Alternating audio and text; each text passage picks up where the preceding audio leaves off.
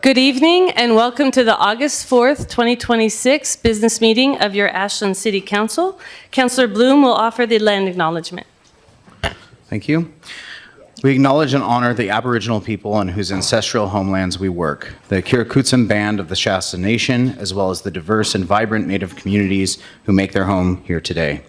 We honor the first stewards in the Rogue Valley and the lands we love and depend on. Tribes with ancestral lands in and surrounding the geography of the Ashland watershed include the original past, present, and future Indigenous inhabitants of the Shasta, Takelma, and Athabascan people. We also recognize and acknowledge the Shasta village of Quakaka, where the crow lights, that is now the Ashland City Plaza. Thank you. And Councillor Sherrill will lead us in the Pledge of Allegiance.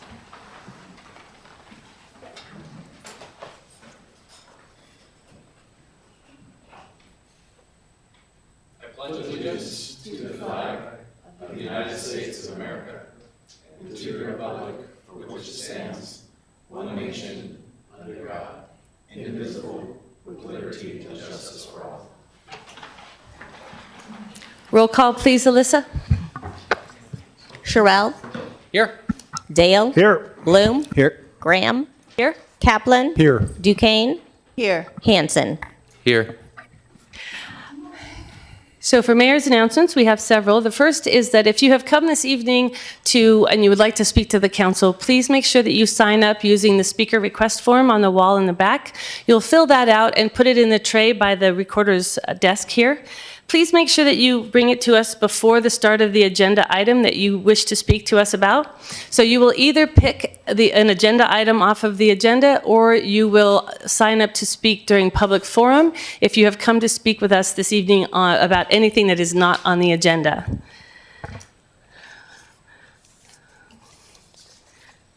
Our annual evaluation process of the two employees the City Council supervises, our City Manager and City Attorney, is complete.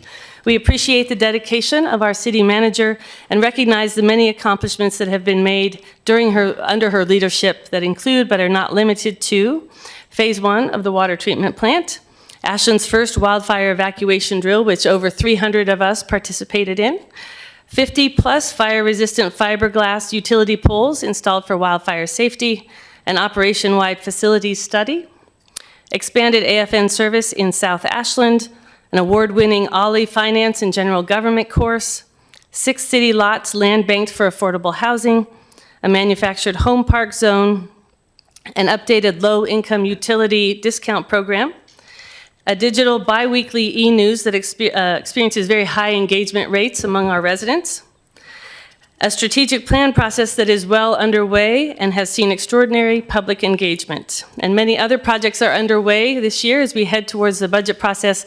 And I know we are all very much looking forward to the new utility billing software as that comes on. We appreciate our City Attorney's good work investigating the legal ramifications of choices before this body and communicating that information in a clear and concise way in support of our decision-making process. We also appreciate his efforts to strengthen internal processes within the legal department, address outdated municipal code, train the council on key elements of our duties, and keep the council informed of legal risks as well as important changes to state and federal law. So thank you both. We have this evening a change to our agenda. Item 9C under public hearings, the Legislative Planning Action PAT1 2026-00297 has been withdrawn by the applicants, so we will not be addressing that agenda item this evening. And in conclusion of Mayor's announcements, we have a proclamation in honor of Hiroshima and Nagasaki Day. Whereas 2026 marks the 81st anniversary of the first and only use of nuclear weapons in war by the United States on the cities of Hiroshima and Nagasaki, Japan. Whereas we commend the people and governments of the United States and Japan for choosing post-war reconciliation and friendship, and we honor the sacrifices of all who suffered. Whereas Ashland's public commitment to end the threat of nuclear catastrophe dates back to 1982, when its citizens passed a ballot measure declaring the city a nuclear-free zone. Peace House grew out of that effort in 1983. This year marks the 41st consecutive year the City of Ashland has collaborated with community organizations to commemorate the bombings. Whereas Ashland became a Mayors for Peace city in 1998, responding to a global invitation from the mayors of Hiroshima and Nagasaki to work for the abolition of nuclear weapons.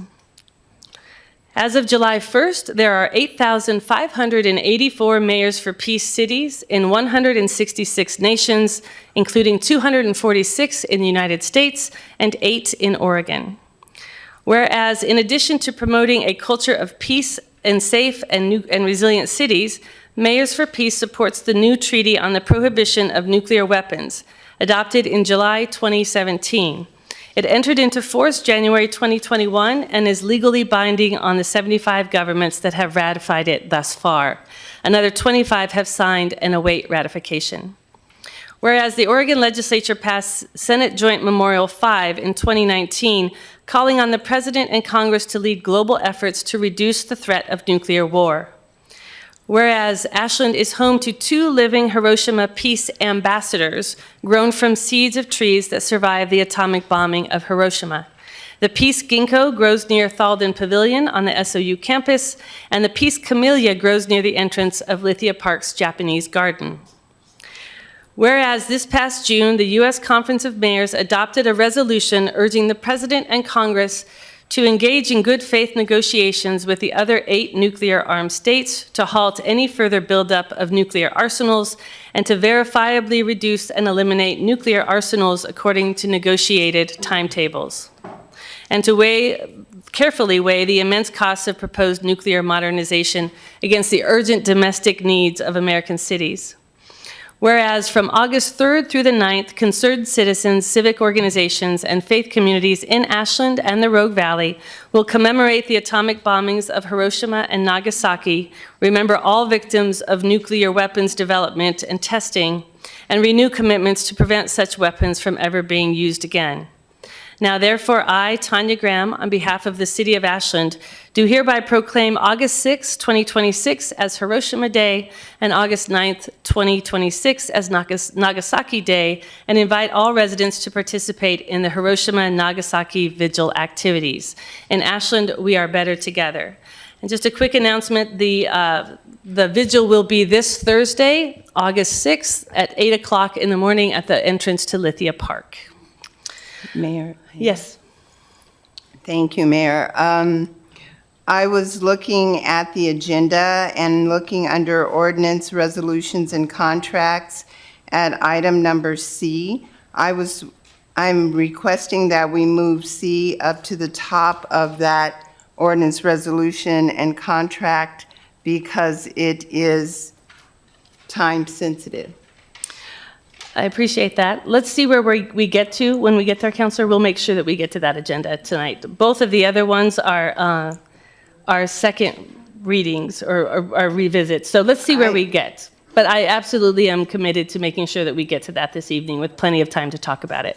Well, because I was thinking that this has been in front of us before, and the other two might be more time-consuming, and we can just move through item C because it's been in front of us more than once, twice. Yes, and I appreciate that.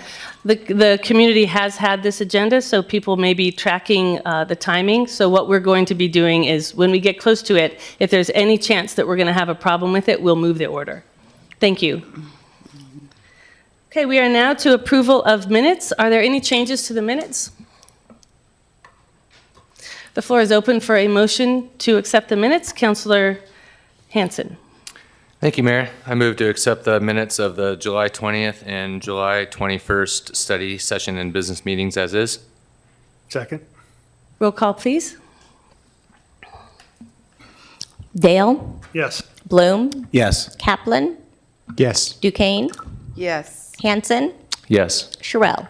Yes. Motion passed. Thank you. We are now to the consent agenda. Would any counselor like to remove any items from the consent agenda? Councilor Sherrill? Mayor, I don't know that I need to remove it. I just wanted to welcome somebody to the Historic Preservation Committee. Let's do that after we vote. Yes, ma'am. I'll give you the floor back. Thank you. Councilor Hanson? Yes. In lieu of no official, I'd like to remove item B, and in cooperation with Councilor Sherrill's item A as well. Let's talk about them both. So, Counselor, are there concerns, or if what we're looking at is simply to say something about them, then we can keep it here, and I'll give you the floor for a quick comment afterward. Yes. Okay, thank so you don't wish to withdraw? or I pull withdraw. these? Okay, so we have, the floor is open for a motion to accept the consent agenda as posted. Counselor Dale? Thank you, Mayor. I move to approve both items on the consent agenda. Second. Roll call, please, Alyssa? Bloom, Yes. Kaplan, Yes. Duquesne, Yes. Hanson, Yes. Sherrill, Yes. Dale. Yes. Motion passed. Thank you. And we appreciate Melissa Sandow stepping forward to serve on the Historic Preservation Advisory Committee, and Cameron Coco, who has stepped forward to serve on the Climate and Energy Policy, the CPAC. Councilor Sherrill. Yeah, thank you, Mayor. That's all I was going to say, is welcome to Melissa and anybody who's thinking about getting involved with public service. There's often openings, including 4 chairs up here this election. So look forward to seeing your names. Councilor Hanson. Thank you, and I just wanted to thank the Public Arts Advisory Committee for these wonderful projects that are going to dawn our city. We have a lot of public art in our town, not enough, and it's nice to see more. So thank you for everybody's efforts, and these particular ones by the fire station and the library are I think are going to be a real hit. So let's keep it up. Thank you, and just gratitude. Thank you. Okay. Thank you all. We are now to public forum. We have 17 people who have signed up this evening. Our public forum time is 15 minutes. And so what we're going to do is we're going to give everyone 1 minute. And what I ask you to do is to line up, if you're able, along the wall so we can move people through nice and quick. Please, when you go up to the speaking podium, you'll notice that you have a light display. So when you're well in your time, it'll be green. When you have 20 seconds left, it will turn to yellow and you'll hear the first chime. When your time is done, it will turn to red and you'll hear your second chime. At that point, please finish the sentence that you're on so that we can hear from the next person in the line. If you need us to bring the microphone to you for mobility reasons, please just raise your hand when I call your name and we will bring that microphone over to you. Please also say your name and the city in which you reside at the beginning of your testimony. We will start with Flavia Franco, then John Tyler, Allison Mendel, and Linda Adams. And feel free to adjust the microphone as well.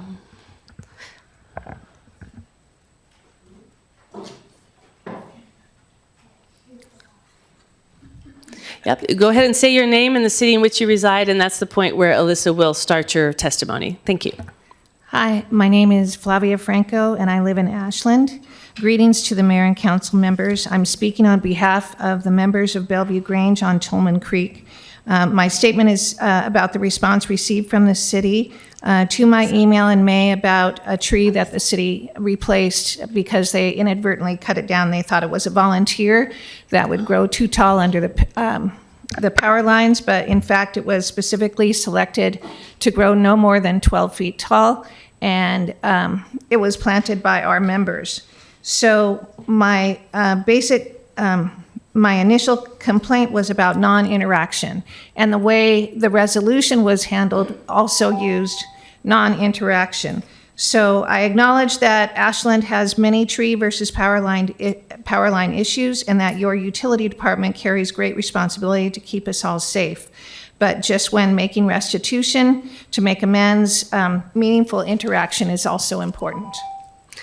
Thank you. My name is John Tyler. I live in Ashland. This is the second time I've been here on this topic. I'm a member of the SERJAC Advisory Committee, Social Equity and Racial Justice. I think it's an important committee. I think we do good work. And we've recently been told that we can only meet quarterly rather than monthly. And this severely interferes with our ability to do the work that you have appointed us to do. So I'm making a renewed appeal to please change this rule and let us go back and have our regular monthly meetings so that we can do the work that we want to do and that I think you want us to do. Thank you. Thank you.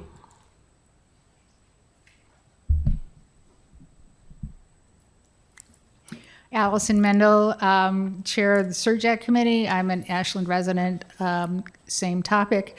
You all saw me here last night showing off the results of our hard work of the last several months of our committee. We would like to continue going on doing good work, but if we're not allowed to have meetings more than quarterly, we can't. We've been told we can't meet this week. We are trying to, we've been invited to participate with OSF in their 9/11 commemoration event. We will have no meeting to talk about that or arrange that. We don't have an opportunity. We have an applicant for a position on our committee. She won't be able to attend until October, and then she won't get on the committee until January if we're lucky. We can't do our work under these conditions. It's just impossible. Thank you. We have Linda Adams, and then Denise Gerke, Emily Simon, and Kate Hartzell. Linda Adams, during the final hour of last night's study session, we heard a promising glimpse of what our long-awaited strategic plan offers the council and our community, a shared vision for the future of Ashland. As we move forward, everything in terms of progressive revenue needs to move forward, including tax adjustments, fee and excise options, including construction excise taxes, local gas taxes, and parking fees, other progressive revenue sources, structural models that explore independent taxing districts for wildfire mitigation, emergency management, or parks alongside city nonprofit SOU business partnerships for healthcare and affordable housing. Without creative, innovative revenue solutions, the city will be forced to continue cutting the very services our residents rely on and value most. Thank you. Thank you. Hi, Denise Gerke. I'm speaking on the houseless issue. I'm noticing a lot of abuse and neglect going on. We had a pretty serious situation happen this week.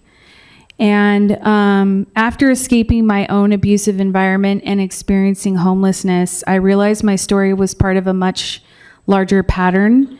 Abuse exists not only in homes, but also in institutions and systems. It continues until someone comes along and makes a difference. I ask, when is enough enough? If we cannot stop abuse in our homes, our schools, and our communities, how can we expect to build a strong and prosperous economy? It really does start at this level. And America's future depends on it. Thank you. Thank you. Good evening, councilors and mayor. You all look exactly the same as you did last night, but I have a very different emotional tenor right now. And I have to tell you the truth because, as I said to you, councilor, I'm an honest person. My feelings are really hurt. My feelings are hurt over cutting out our meetings after we spent all of this time doing what you had asked for the proclamation, and we had such a wonderful feel-good moment in this chamber last night. And here we are tonight. I can think of no other organization that I'm involved with where when a volunteer comes together, a group of people, and want to work for the good of the community, that we are told we cannot meet. And that is the sense right now. There's public records law that means that we need your help so that we can continue to do the work that you continue to tell us is good work. Thank you. Thank you. We have Kate Hartzell, followed by Zach Twyman, Ella Chaddick, and Parker Greaves. Hi, Kate Hartzell. People on the night lawn have serious physical and mental disabilities. A short list of some of them include cancer, multiple sclerosis, diabetes, Parkinson's, brain damage, arthritis, anxiety disorders. I'm here to ask whoever is in charge of the night lawn these days to allow them to leave their tents up. It's a small measure. You do it on weekends, you do it with snow and rain. This high heat is dangerous for people. On the way here, I stopped some guy who was having a leg cramp just to check in on him on the street. We're all needing to take care of each other with this. Many of the people on the night lawn have requested ADA accommodations so they could leave their tent up. The city denied that. So people with some of these and other disorders are struggling in 100-degree heat tonight and in the morning and tomorrow night to put their tent up and take it down. Please have some compassion. Allow them to leave it up during the high heat this week. Thank you. My name is Zach. I'm a youth who has lived in Ashland for the past 3 years. Last summer, the wildfires on the mountainside forced my family to evacuate from our home. If it weren't for the fire control measures put into place, I would have lost my home that night. Many people have not been as lucky as me. This is why I'm addressing the Climate Resilience Action Superfund bill today to you, councilors, as a way to finally put an end to the wildfires tearing our world apart. It is a way to hold the polluters accountable who scar our planet instead of the people who are forced to live in a culture dedicated to pollution. The cost of our world burning should not have to be put onto those who didn't light the match. Large oil companies have been dumping waste, burning forests, and murdering millions of acres of land, along with people. Those who have lived the life the worst are swept away in the fires these companies cause, and they are also the ones who pay to put them out. Please sign in support for the Climate Resilience Superfund for the people and the youth of Ashland. Thank you. Thank you. Hello, councilors. My name is Ella Chaddock. I'm 19 years old, and I'm here with the Road Climate Action Team. And I'm also here to talk about the Climate Resilience Superfund bill, which would hold large global fossil fuel companies accountable for their heavy contributions to climate change and all the wildfires and the other climate-driven disasters that we're seeing here in this region. And the ones that, sorry, I'm really nervous. Doing great. The funds would go to fund climate resilience in Oregon as a whole. And I can say that this bill is really important to me because I lost my home in the Olmeda fires. So I think this would be really healing for all of us. And please sign on to the letter of support in support of this bill for Oregon. Thank you. Thank you. After Parker Greaves, we have Avery Jones, Susie Garcia, and Peyton Bugg. Go ahead. Right. Hi, councilors. I'm also here to talk about the Climate Superfund.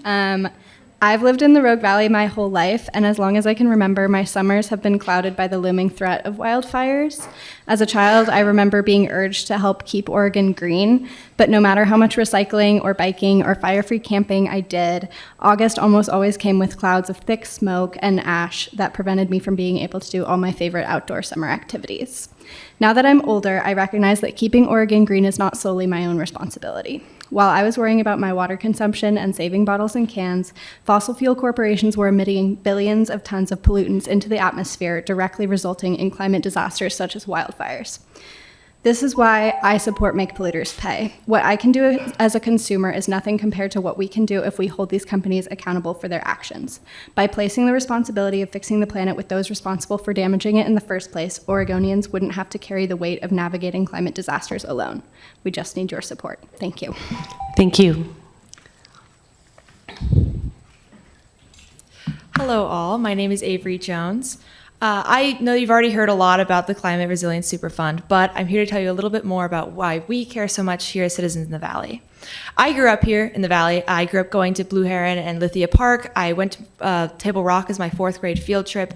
Like most of the residents here, I fell in love with both the nature and the valley itself. But as we look around, I can see only in my lifetime how it has changed. More and more smoke clouds our skies and people are choked out. And I don't want to look out in a valley and talk to my children about how beautiful it was and see it changed. The Climate Resilience Superfund would allow us not only assurance in justice, but also assurance that we will have a better future. I hope that you'll consider signing on. Thank you. Thank you. Hello, Mayor Graham and members of the City Council. My name is Susie Garcia. I live here in Ashland. I'm also here to talk about the Climate Resilience Superfund bill, but I'm here to share some facts. This Climate Superfund bill aims to enforce a law that already exists. So it would enforce it. It seeks to implement a law that already exists. It would enforce it at the state level, and it would establish a Climate Superfund cost recovery program at the state level that is separate from the Treasury's general fund. And with these funds, 30% must be allocated to wildfire prevention and 40% must be allocated to environmental justice communities.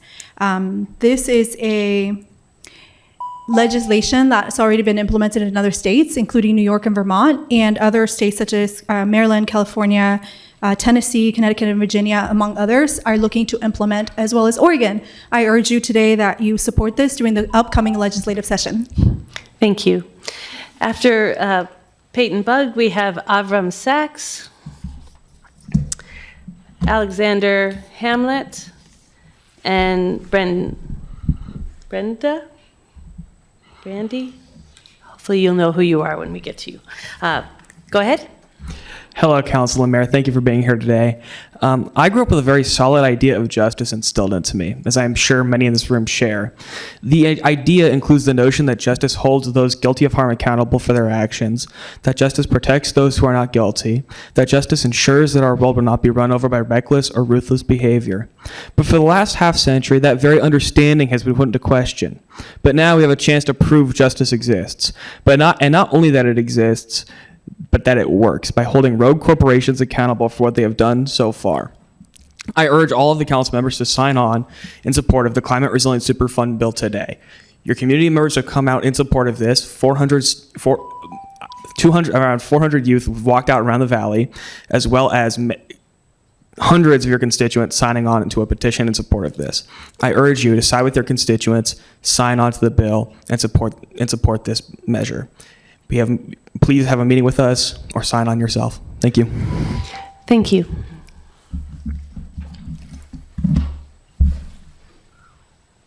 Hi, I'm Avram Sachs. I live in Ashland. I've been involved with cooling centers for about 7 years. Often people come in and just go and want to sleep because they're so exhausted. I spoke 2 weeks ago that hot weather was going to come and that it's not safe for people to be putting their tents up in this kind of heat. I can't take being out in this heat for more than 5 minutes. I'm 77. Seniors are the fastest growing segment of our homeless population here in Ashland. We have quite a few seniors on the night line. I just think it's cruel and unusual punishment that there's no reason people have to be putting their tents up and down. And every day it stays us hot, the danger of dehydration gets dramatically greater. So I've invited 3 people that are on the Nightline to come and tell you what it's like for them to actually have to do it. Thank you. Hello, my name's Alexander Hamlin. I'm a current resident of the Nightlawn. Since the budget cuts at SOU, I've stayed at the Nightlawn for about a month and a half. And since then, I've seen a lot of unfortunate circumstances that have come due to the heat now of late. Especially now with triple-digit degree weather, I've seen an ambulance almost daily coming to the Nightlawn because of seizures, that's just even during the night when it's cooled down. That's just during the day at 4 p.m. when we can set up. Most of the time, it creates situations because there's altercations for competitiveness in the shade. So if you want to stay cool, you kind of have to fight for your spot, which can create altercations as well, which if we could just leave our tents up all day like we can on weekends or other weather conditions, those altercations wouldn't happen otherwise. Thank you. Thank you. Hi, my name is Brenna, and I'm asleep on the Nightlawn. It's been really hot lately, and being able to keep our tent up would actually help a lot, especially for people that live out here on the night lawn. Because like recently I just got my stuff taken by the cops because I put it somewhere because I couldn't put it in the shed. And now my daughter's necklace that I've had since my very first Mother's Day is gone. And if I want to get it back, I get kicked off the night lawn, and I can't risk that. So keeping up our tents during the day when it's hot would make a really good difference. Thank you. Thank you. And we have Wendy Norrid. Hi, my name's Wendy. I stay on the night lawn. I agree with her about the stuff. Like we have to put it all, like take it all with us when we go. And I've been carrying like 2 luggages because of my clothes and stuff. And then I've got my food that whatever. There's got to be a little bit of a better way to do it. Like for people to, I love the safety of being there because it's behind the police station. But like we are people. And like when we go up and we ask for, like if they've got ice packs or something like that, that would help in the winter or the summertime a lot because people are getting sick and grumpy, and I think the heat's getting everybody that's out there, and they're getting more combative because they get along just fine when it's like nice out and everything. So that's all I have to say. Thank you. Thank you. Yeah, just a moment.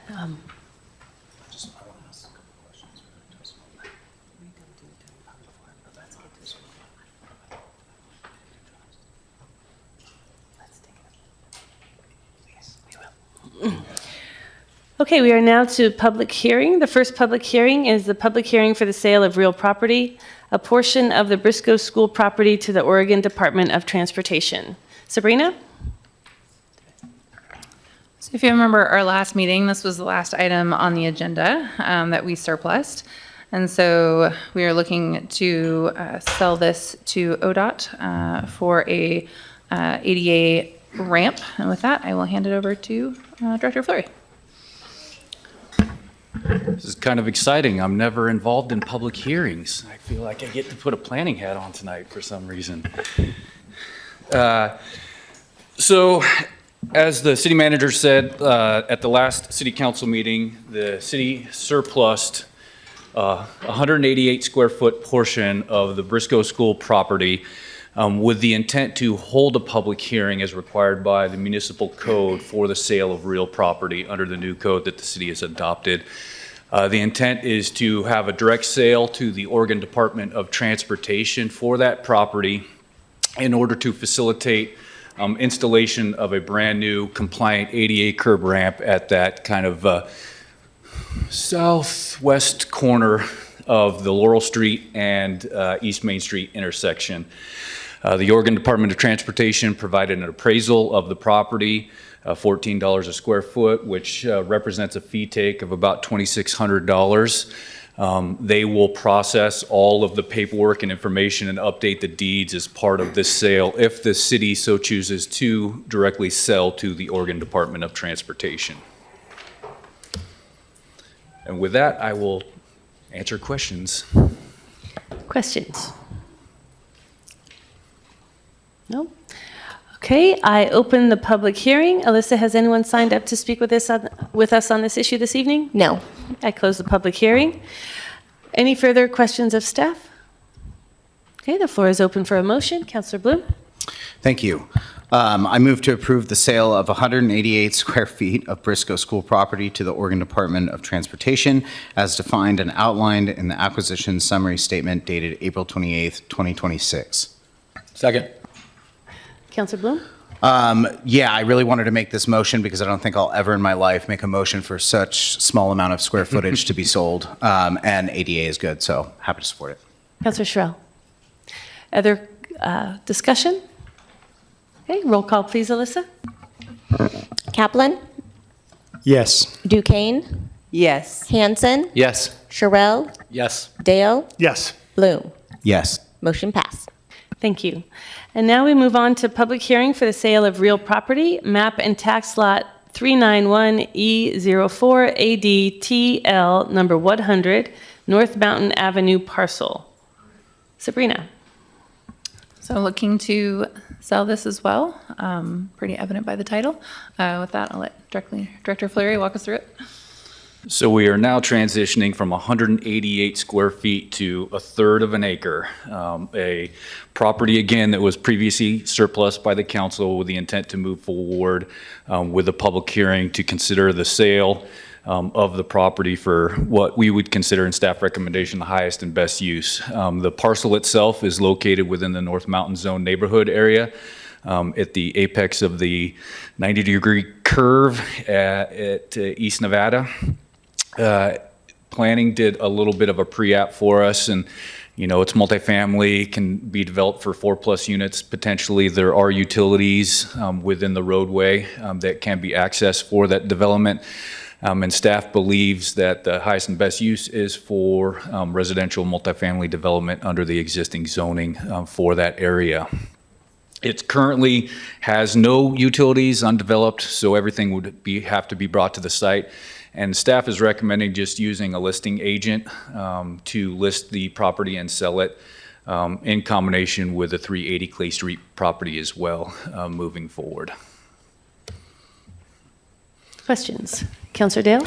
Thank you. Thanks, Scott. Yeah, I agree with you on that. I just want to make sure, just from a financial thing, and maybe Sabrina, it's for you, so that the appraisal is 5 years ago. A couple things were happening 5 years ago, and real estate values and so forth. But just from a financial standpoint, we list it as if council so chooses and so forth. It would just, from a budget standpoint, it just is whatever it is. When it's sold is how we would recognize that. And then does that go into the general fund, or how does it, could you talk us through the mechanics of that, please? Yeah, so my recommendation, if it's not going back to a utility fund, is that it would go towards our capital fund. So any property that we're selling, that's going to be staff's recommendation. And we would just make that decision upon sale. It would just be a budget supplemental, and we do it like that, correct? Mm-hmm. Okay, thank you. Councilor Bloom?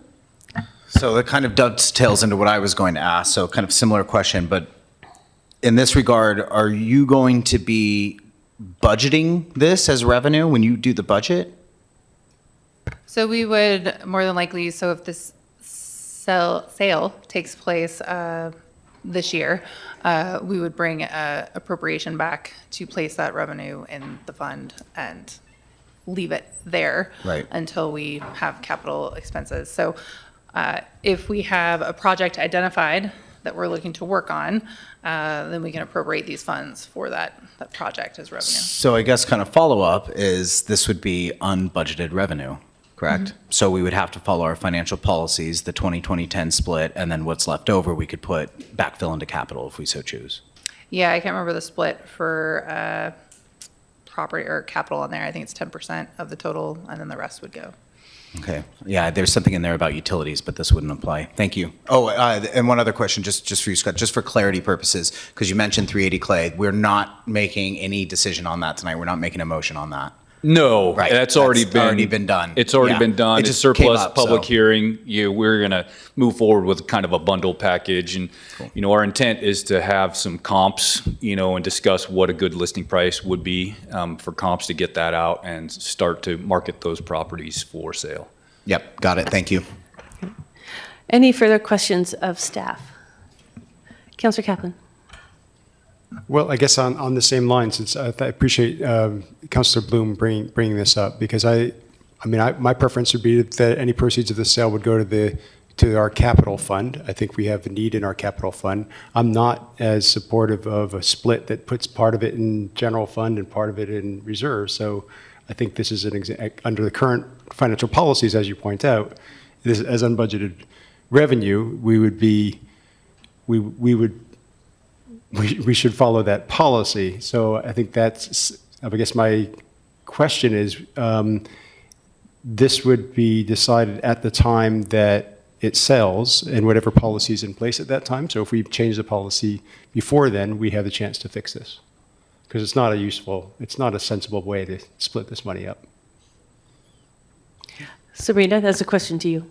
Yeah, so you can change the financial policies, but I think we don't want to put that cart before the horse. So really, we're just looking to list this property. And I think there's obviously a bigger financial policy discussion that needs to go on based on comments that we've heard from council, particularly around that one item. So I would request council move forward with authorizing staff to go ahead and move forward with the sale. Councillor Chevelle? Thank you, Mayor. Speaking of the horse, when do we hope to have this listed and with who? Is this our contractual regional folks that are going to do the comps and list it? And how quick would we expect to see this on the open market?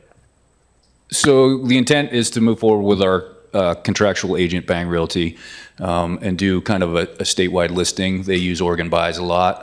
We'll work out some of the details with that moving forward.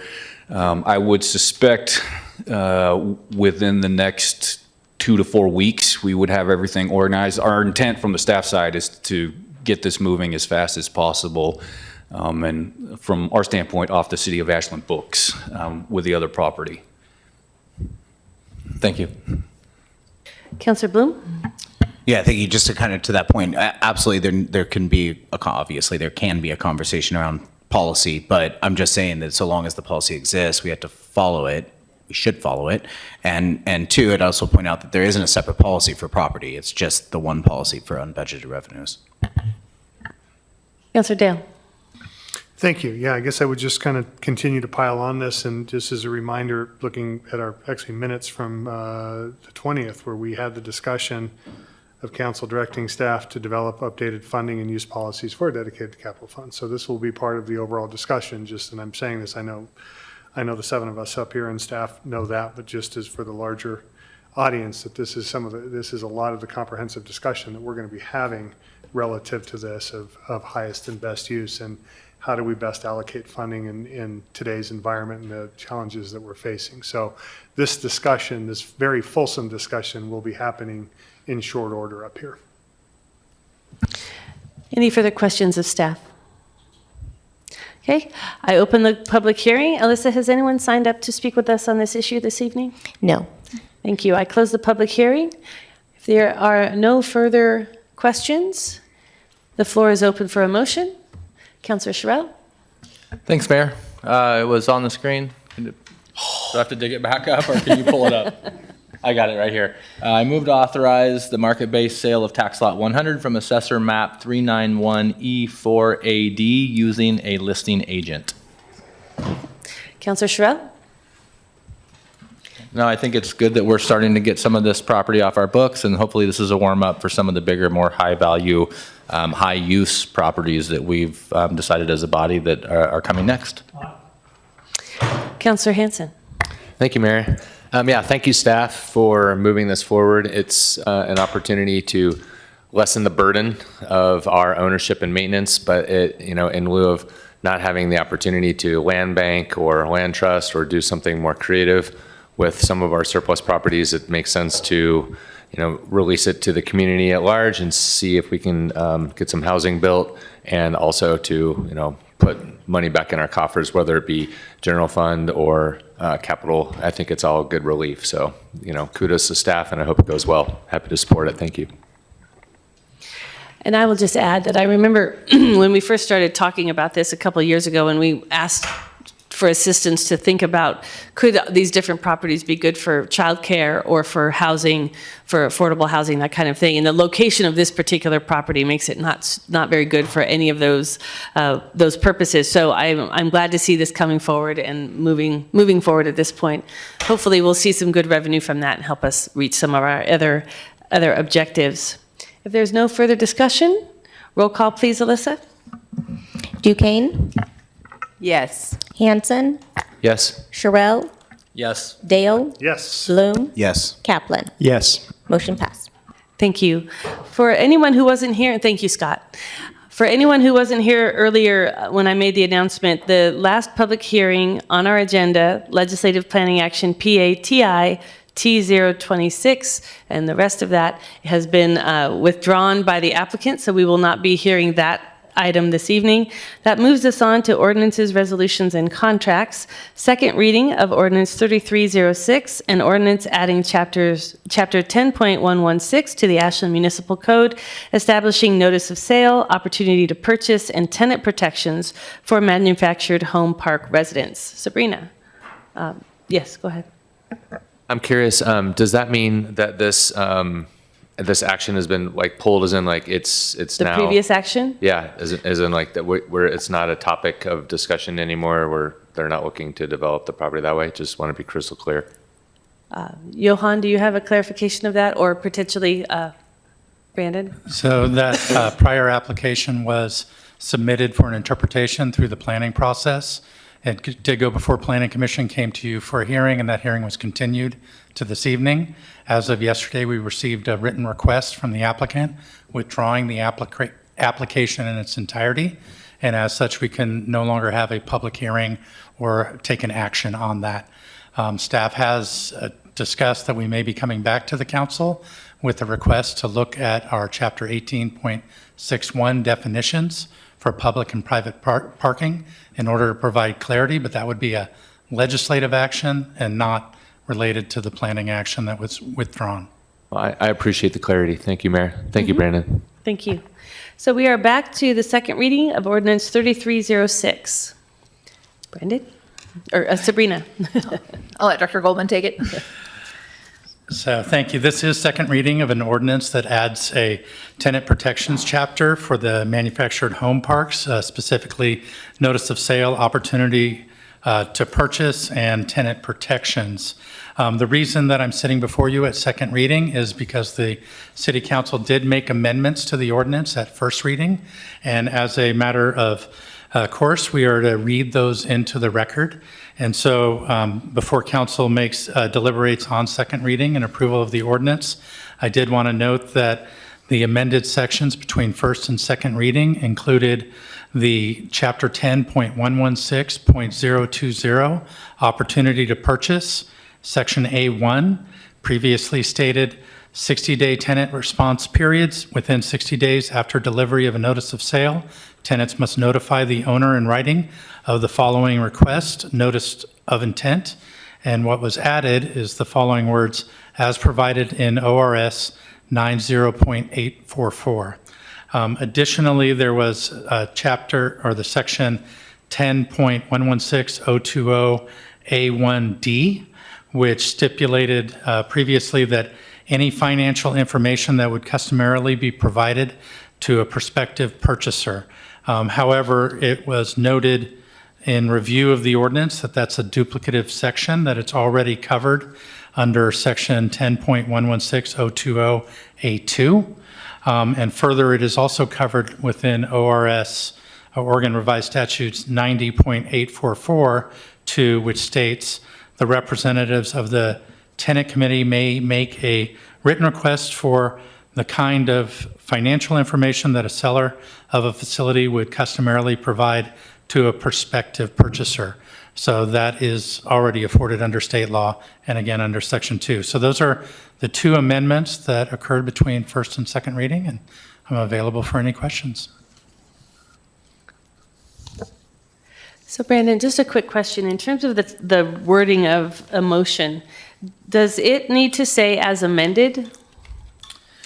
Or is it, because you read it into the record, is this now the item? I guess maybe that's a question for Johan. It would just be approved as second reading. Just approved second reading. So it's the amendment's already integrated as we see Yeah, it. and it was Okay. published in the ordinance as presented in your packet and available for anybody to see. Okay, great. I just wanted to make sure we had that correct. So if there are no questions of staff, the floor is open for a motion. Councilor Bloom. I move to approve second reading by title only and adopt ordinance number 3306, adding chapter 10.116 to the Ashland Municipal Code, establishing notice of sale, opportunity to purchase, and tenant protections for manufactured home park residents. Second. Okay, Councilor Bloom. I'll refer to my July 21st comments. Councilor Dale. Same, just appreciate all of the collaboration, citizens, staff. Brandon, thank you very much. Johan, I appreciate you looking over it too. Further discussion? Roll call, please, Alyssa. Bloom, Yes. Dale, Yes. Sherrill, Yes. Hanson, Yes. Duquesne, Yes. Kaplan. Yes. Motion passed. Thank you. We are now to Resolution 2026-21, governing the recording, ownership, retention, and public access of video recordings of all public meetings and written minute standards, repealing Resolution 2026-20. Sabrina. Yes, so on June 16th, Council adopted a resolution that established a public meeting records policy. Staff has revised that resolution with some cleanup, working with Councilmember Dale, and so we've brought it back for a repeal and replace for that resolution with some tighter language around how we will execute on this. Happy to answer any questions. Councilor Dale? Oh, I just wanted to add into that, and I appreciate that the staff worked, we worked together to peel out some of the language that probably would not belong in a resolution relative to specific contract language with RVTV. So the bulk of what the intent of this resolution is still very much intact, and you can see the changes that we worked through, and it's right on as we were thinking. There might be some further questions, but that's it's all really administrative work is what it was. Councilor Duquesne? Thank you. I had a question when I was reading this on council communication. I was looking at bullet number 5, and it says that due to limited rooms with necessary technology and staff support required for videos, recording, and committees will no longer be allowed to form working groups or subcommittees. And when I read that, and then I went back and I saw what was in the actual resolution, they were contradicting each other, because I wanted to be very clear that my experience being a council liaison, work groups are essential in getting the work done. We saw this yesterday with Surge and the work that they did, putting that together for ICE. Being a liaison for PAC, they go out and look at maintenance needed on public art, and these are things that cannot be in a building, and these are things that they get done. There's no decisions being made at that time. They're gleaning the information and bringing it back to the body. So I just want to be clear, which one is it? I don't understand why the committees are not being allowed to not have subcommittees or work groups, because it's essential that this is done, in my experience. So my understanding is per the resolution, we would need to videotape those work groups or subcommittees. And so we don't have the resources right now to accommodate numerous subcommittees, because we're going to need to change the way we facilitate those groups. Well, when I was looking at it, the ordinance itself, one says, yes, you can, and I think that was in the revised language, and the other one in the council communication says, no, you can't. And if you're not a quorum and you are part of a committee, I don't see why you cannot. I can look in here and find the paragraph. Yeah. So staff direction is that committees can't form subgroups. The resolution is just ensuring that every governing body is covered by the resolution for recording. So I still, that doesn't make sense to me, because I don't know, I thought it was the council had the authority to say what can and what cannot happen, not necessarily staff. So maybe I can help with this, Councilor. Maybe I can help with this. Well, yes, let me see what you. Yeah, because I think that's a question for all of us here, is how do we balance the goals of the council in terms of making sure that we have video recordings with also the operational elements. So it's my understanding that the language of the resolution indicates that there is a specific way in which we are capturing the video recordings, and that there is a limited amount of space where that technology exists. So it seems to me that this is entirely a situation where staff is implementing what council has said based on the words that we've chosen. And if we decide to choose some different words, such as maybe those could be recorded with a Zoom platform or something, that we might be able to open that back up. So that would be my question. But is that correct, Sabrina, that you're trying to implement what the council's resolution was? Yes. So subcommittees and working groups need to be recorded. We have, several committees, and we only have one room really set up with this technology to capture that. And so we're going to need to navigate that. And so it is going to be on a Zoom platform, but we only have so much meeting space where we can record the committees. So just a quick follow-up to that, because I think there's a bigger conversation that we're thinking about having as well around the committees, and that is, to what extent can we set this up so that some of these committees, subgroups, either way, are able to move in a more independent way in terms of setting their agendas, taking the minutes, that sort of thing, so it isn't quite the same strain on staff. And I think there's some interest in setting that up so that we can deal with some of the other issues we heard this evening around how often they can meet. If they could handle their own minutes and their own agenda settings, and then have liaisons attend on whatever. Yeah, I see you, Counselor. I'll be right with you. If we could do something like that, would we be able to do that within the bounds of this resolution, or would we need to change the language of the resolution to allow for, a Zoom recording on somebody else's machine? So the city is held responsible for following public meeting law, and so staff needs to liaise with these committees. And so the discussion that council needs to have is, we have an issue of staff capacity, an issue of work plans around our committees, and how many subcommittees are necessary to get the work done versus what is the direction that council is giving the committees. And so, for example, with Sir Jack here tonight, I requested that they pause while we work through this resolution and how we're going to deal with the technology moving forward. Obviously, they are not willing to pause, but this is a bigger conversation on how we effectively allow these committees to do this work, recognizing that we have less and less staff to accommodate it. And it will be a city Zoom on the city network that's doing that. And so staff liaisons are necessary to this process.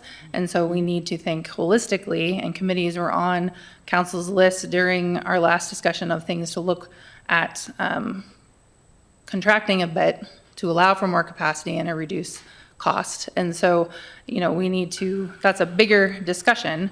Right now, we don't have the technology and the space to allow for our regular committees to meet and to allow for numerous working groups. Councilor Duquesne, a follow-up? Thank you. So my follow-up to that is that you brought up something, Mayor, which we talked about before, is allowing the chair of the committee to create the agenda and the vice chair or somebody appointed by the chair to take the minutes. Having a subcommittee or a work group and not being quorum and not making decisions, that does not affect public meeting law. If I am on a committee and it's 9 people in this committee and 3 of us get together and we discuss something, we are not quorum.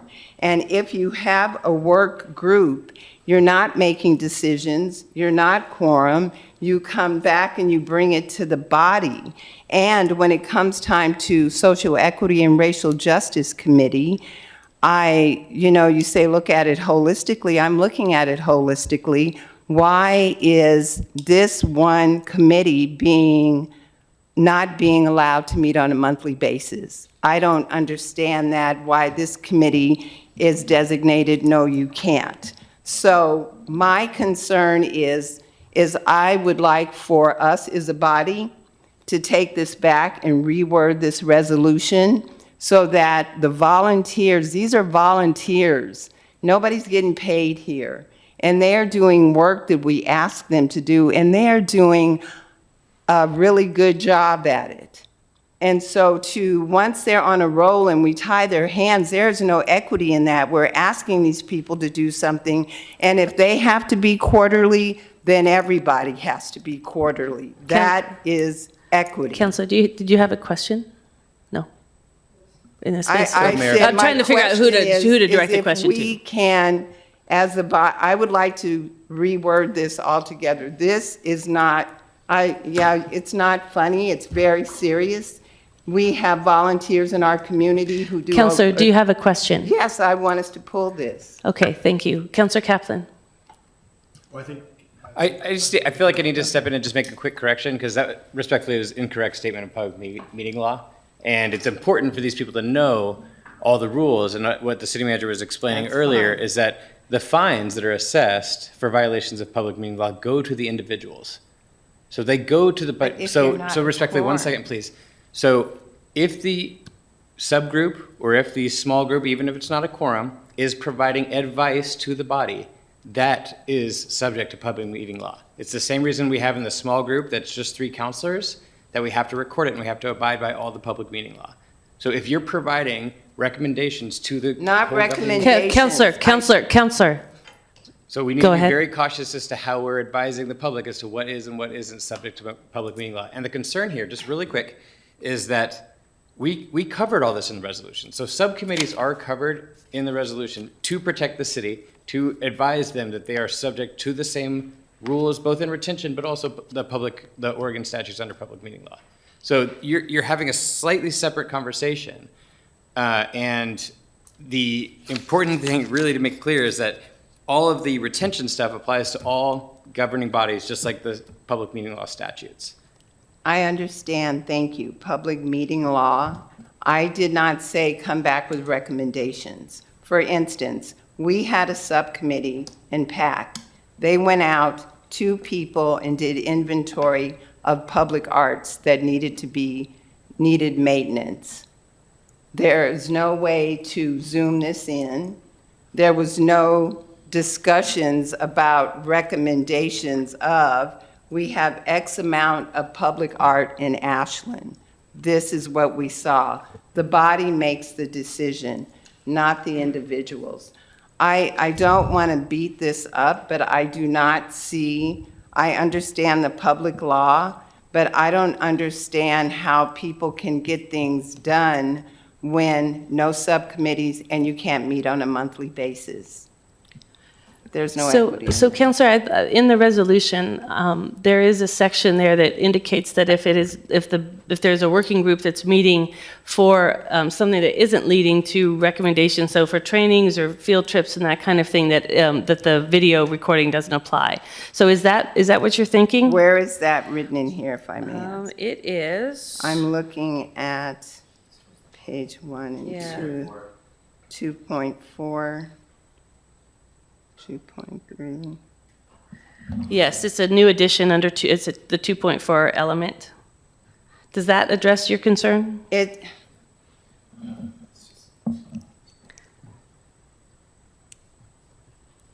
For that particular element. I realize you have other concerns, but for that particular element. Okay, so Councilor Kaplan? For that particular element. Yes, thanks. So I have similar concerns and questions, I suppose. But my questions are, we're discussing this in the context of video recording and retaining videos as a record of these meetings. But it seems like some of these decisions about capacity predated this, about quarterly meetings. So are we talking about are there different things? So I've been working with the chairs and the staff liaisons to come up with what's appropriate on both sides in terms of what the volunteers can do versus what staff has to do, and the meeting capacity we can have for all of the committees, given the technology needs. So what schedule that will look like. We have some committees that meet on the same day and around the same time, so we may need to adjust that. So we're working through all of that, and we'll have that clarified. So what I'm doing is waiting for this to move forward to ensure that I can give accurate information to the committees on what's required moving forward. There was some pushback from the committees from being on video. And so I want to make sure that everyone is clear on what the expectation is moving forward. So, follow up? Yes. So this is applying to committees. Now, Councilor Duquesne was raising subcommittees and work groups, and I've also participated in, as council liaison in several committees where work groups and subcommittees were really important, including the homelessness services master plan that took 6 months. That was a subcommittee of the Housing and Human Services Committee. So to say that that would not, and that was publicly noticed and also used Zoom equipment, or Zoom connections for people to participate.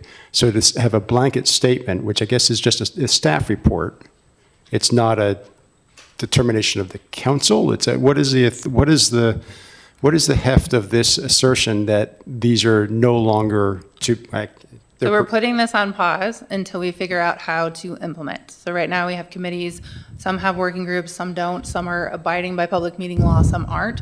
So we need to make sure that we're clear on how we proceed. And this is a good way to do that because now we are changing the way in which we will hold our committee meetings. Okay. So that's great. And I'm absolutely in favor of adhering to public meeting law and all committees and subgroups and working groups.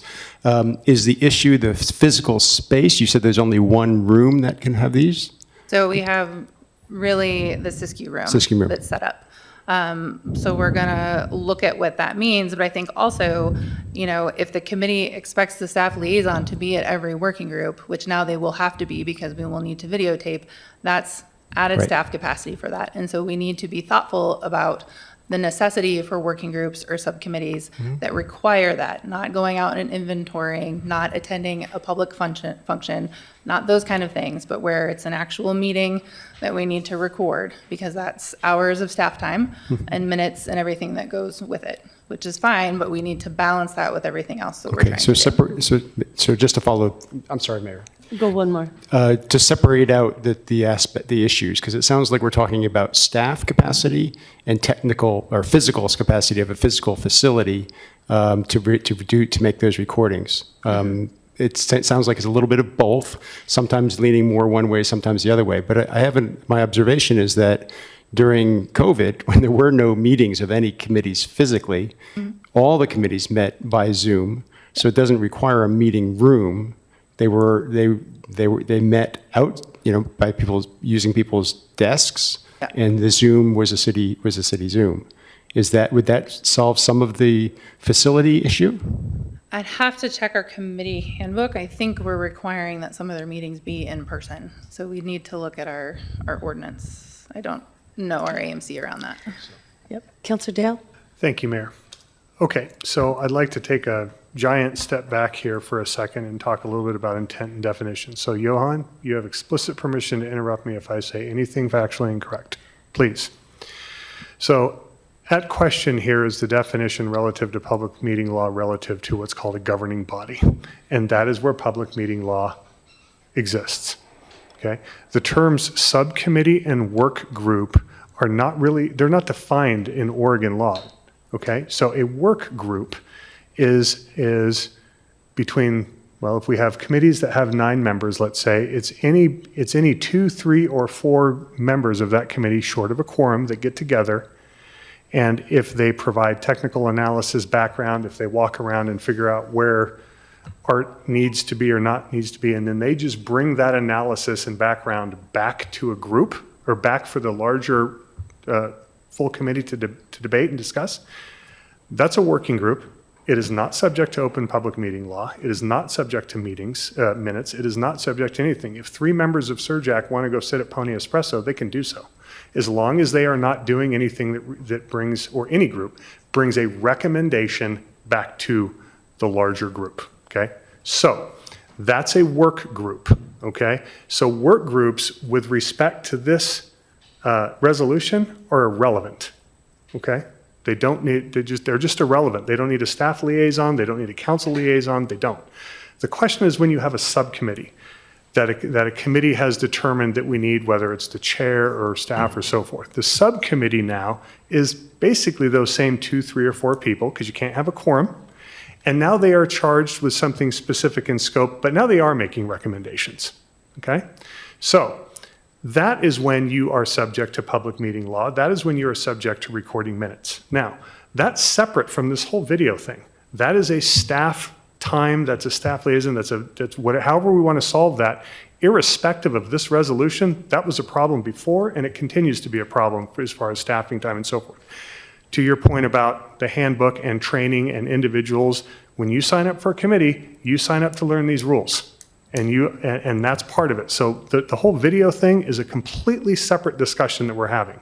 It's a staff issue, okay? So we can have that discussion, and the resolution is written specifically to say video recordings of subcommittees, because they are making recommendations, and the reason that I brought this, speaking for myself, and the body voted on, was we wanted those recommending those proceedings to be visible to all the members of the public. Now, we can discuss how many and so forth, and that's a separate discussion that council and staff can have about how many and when we do it and what the order is. But that has nothing to do with work groups. That should, respectfully, should not have even been brought up, because work groups have nothing to do with this resolution. So I assume by the fact that you didn't interrupt at that, I got it right, but I just wanted to make that clarification. That's what we're talking about here, as written.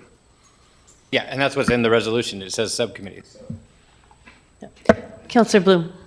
Yeah, so I'm, agree with all that. That all makes sense. But I kind of want to come at this from a different perspective and I think that maybe this is what Councilor Duquesne was kind of highlighting as an issue. And it is this last bullet point here about that staff liaisons are going to be informing committees that they no longer are allowed to form working groups or subcommittees. And I take that, it was coming up in public comment as well, as how often they can meet. And I'm trying to understand where one believes that their power is derived to direct committees that are established by council resolution and ordinance on those particular items. It would seem to me the appropriate thing to do would be to request of council that council issues a judgment on council committees around those issues, not directly from staff. So I'm just trying to understand where that authority is derived from per AMC in the charter. Because council forms committees, we dictate committees. Yeah, so the bullet point actually just says that committees shouldn't be forming their own subcommittees. So this is where the problem happens, is we have committees that run out there and we didn't even know they had subcommittees going, and those subcommittees are in fact true subcommittees and in violation of public meeting law. So this does not infringe upon your ability to say we need a subcommittee to do trails for under the Parks Committee. This has to do with committees independently forming their own groups, and then that way there's no staff liaison involved, there's no oversight, there's no reminders to follow. No, and I think that's great. I mean, I think it's important to kind of track all of these. We don't want 10 different subcommittees and working groups. But I'm just questioning. Wouldn't the appropriate thing to do would be to say, hey, okay, you want to form a subcommittee, you need to send in a formal request to council to establish said subcommittee. That is where the decision-making matrix should lie with council, with the legislative body that established these committees.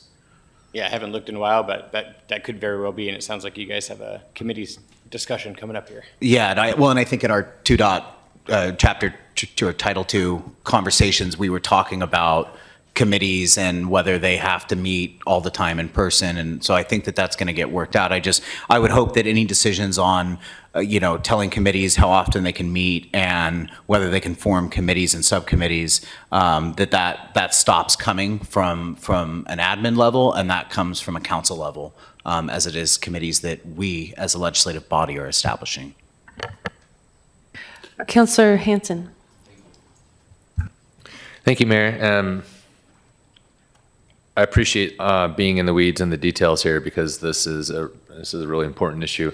And one of the things that was brought up several times over the last couple months really is more nuts and bolts around, I would say, more of the social element of our committee structures. So I'd like to take a sort of a sideline here and get clarification on a softer issue, which is if a committee wants to meet just for the purpose of fellowship. They're not discussing, they're not researching, but I heard, Surgex come up a bunch. Recently, we had a newer member state that they really were engaged in the group and they really wanted to continue their relationship with the group. And I was curious if under section 2.4, if there's any kind of clarity that could be gleaned for, like literally a social hour. That it's not a subcommittee. It's not the meeting of the committee for any general purpose of discovery or advising the body. It's literally just to get together and maintain the group, so the cohesion of the group stays together. Yeah, so social gatherings are not subject to public meeting law, with all the caveats that you should be very, very, very careful about how that doesn't turn into a public meeting. Because like with anything, if 4 of you are at the same restaurant having a chit chat and someone hears some sort of city business get mentioned, that's a violation. So Right. with all those caveats, but generally speaking, social gatherings are not. This group of people meets often at city functions, and we do not talk about city business. We talk about, pets and the weather and the things that people talk about when they talk about in social hour. So for whatever it's worth, to those committees that are out there listening right now, you got to be careful. And also, I understand that this is a disruptive situation, and it's hard sitting on many committees myself. It's hard to keep the group together. So I just wanted to point that out, that there is at least one lever that we can pull in the interim and keep our groups together. Thanks, and appreciate that clarity. So I have you on tap, Councillor. Oh, you're good? Okay. Councillor Sherrill. Thank you, Mayor. Maybe just more of a technical, strategic question here. If it's a matter of space and actual hardware, can we, right now in the Siskiyou room, we have an owl, we have a meeting space. When I look through the meeting lists weekly, if we had another room, say the community center, and we came up with $1,000, maybe pulling the money from several committees to buy another piece of hardware, have we looked at what it would actually take to just solve the problem? Yeah, that's what we're working on. Okay, and do we have a timeline of when we might have that, or are we just paused? I'm just waiting to get the vote on this tonight, and then we'll start moving forward. Okay, and is there any other benefit of to staff's time? Like once we get the initial program up and running and we have the devices and we have the space, it's actually going to be less time for staff because it's all going to be automated? Can we implement some tech maybe that all the notes are transcribed perfectly? I'm thinking it would be less work for staff, but just maybe your feedback on that, or I think it varies the city by recorders, committee if she how may. much staff time is needed. Every committee has a different personality. We are looking at expanding our use of AI for minutes, but those still require a lot of review to ensure that they're accurate. So staff time will continue to be a thing. And so, my request to council is be thoughtful about the number of committees you have, what you're assigning committees to do, and just being very clear in their work plans what the expectation is for them. Mayor, can I just follow up with just a really quick statement? And this is not a dig at staff at all. I know you're overworked. I know you guys have so much stuff coming down the pipe all the time, emotional triage ×2. But I was looking at the budget yesterday and I got stuck on the org chart, and it was a good reminder to see the charter and the citizens at the top, and then the council. I just think it's really important that we focus on the people, and these groups are really important, and there's a lot of community members that are very involved, and if it takes longer and costs more and it's more staff time, that's why we're here. Yeah, and I think to be clear, I met with chairs from the committees who expressed concerns about altering their timeline for their meetings, and I heard them, and I've spoken with the staff liaison, so we are working through that, and they do good work, but I think there's also a need to focus on the work that council is assigning them in the work plan, and getting clear on requirements around public meeting law and what's appropriate for the committee format versus what's just more of a social aspect that we welcome and encourage them to be involved and spread the word about what the good work that they're doing. Yeah, that's fair. I agree. So a quick clarification alongside that in terms of the tech solution. So should we read this last bullet as that this is a temporary pause on the development of these subcommittees until we're clear about the policy and we have a text solution? Yes, and I think the other thing that perhaps you can address in your small group, because I think that's coming up, is who is facilitating the subcommittees? Is that coming from council, like it did with kind of the direction for the master plan? Or is it the committees can choose to have a subcommittee?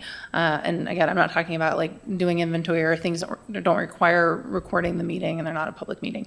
I think that would be good clarity to gain because we have some situations coming out of work groups that council has not requested that work be done, and that gets elevated in a way that's not always welcome. So I think we need to be thoughtful about that. And so that would maybe be a follow-on conversation, not tonight. Okay, Councilor Bloom? Thank you. Yeah, quick comment before I go into a question. I think I have the solution. It's a picnic table, some chairs, an internet connection, and a laptop in Pioneer Hall and the community center. We just spent $1.5 million on. But that's just my idea. I kind of want to hit at, and I kind of mentioned this to Johan earlier. So one thing that I notice is missing from here is management advisory committees. And the reason I'm bringing this up is because ORS 192.610 states that a governing body is two or more members of a public body with authority to make decisions for or recommendations to a public body on policy or administration. Further, AMC 2.13.015, that MACs exist to provide advice, assisting recommendations, and quote, to enhance city operations or program implementation for city council consideration. And the city council may refer issues or tasks for consideration by a MAC vote. So given that per ORS, the definition of a governing body, how we identify a MAC, given that MACs don't exist in ORS, it only exists in AMC, to be consistent across the board and to be in compliance with ORS, I would like to entertain the conversation about adding MACs in there until such time as maybe we change AMC or whatever that looks like. But moving forward for now, being consistent and in compliance with ORS. Johan? Yeah, that makes sense to me. We did a discussion before. It's a good call. I think it should probably just come out of AMC, but I think at this time being, we could add it in right before our other city body, just to make it clear.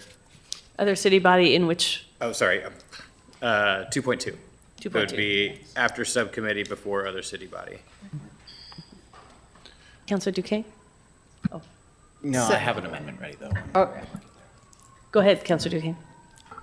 So before we move forward with this, I have a question about, first off, I want to thank Councilor Dale for the clarity around subcommittee versus work group. And it came from a very cooler space. Thank you. So if I can, while we're on this conversation about our committees, and I think we have some great suggestions, I look forward to what's going to come back. My question is going back to Social Equity and Racial Justice Committee. When are they going to be reinstated with their monthly schedule? And if not, why? We're going to have a memo going out to committees later this week or early next week with some updated process for everyone. So it's very clear that council is not interested in freeing up staff capacity for other things. So we'll go back to the monthly meetings for the committee and we will adjust from there. And I want to say I appreciate that. And I don't look at this as freeing up time for staff. I look at being signaled out. And I heard it from a committee member, as we all did this evening. So I appreciate that letter going out.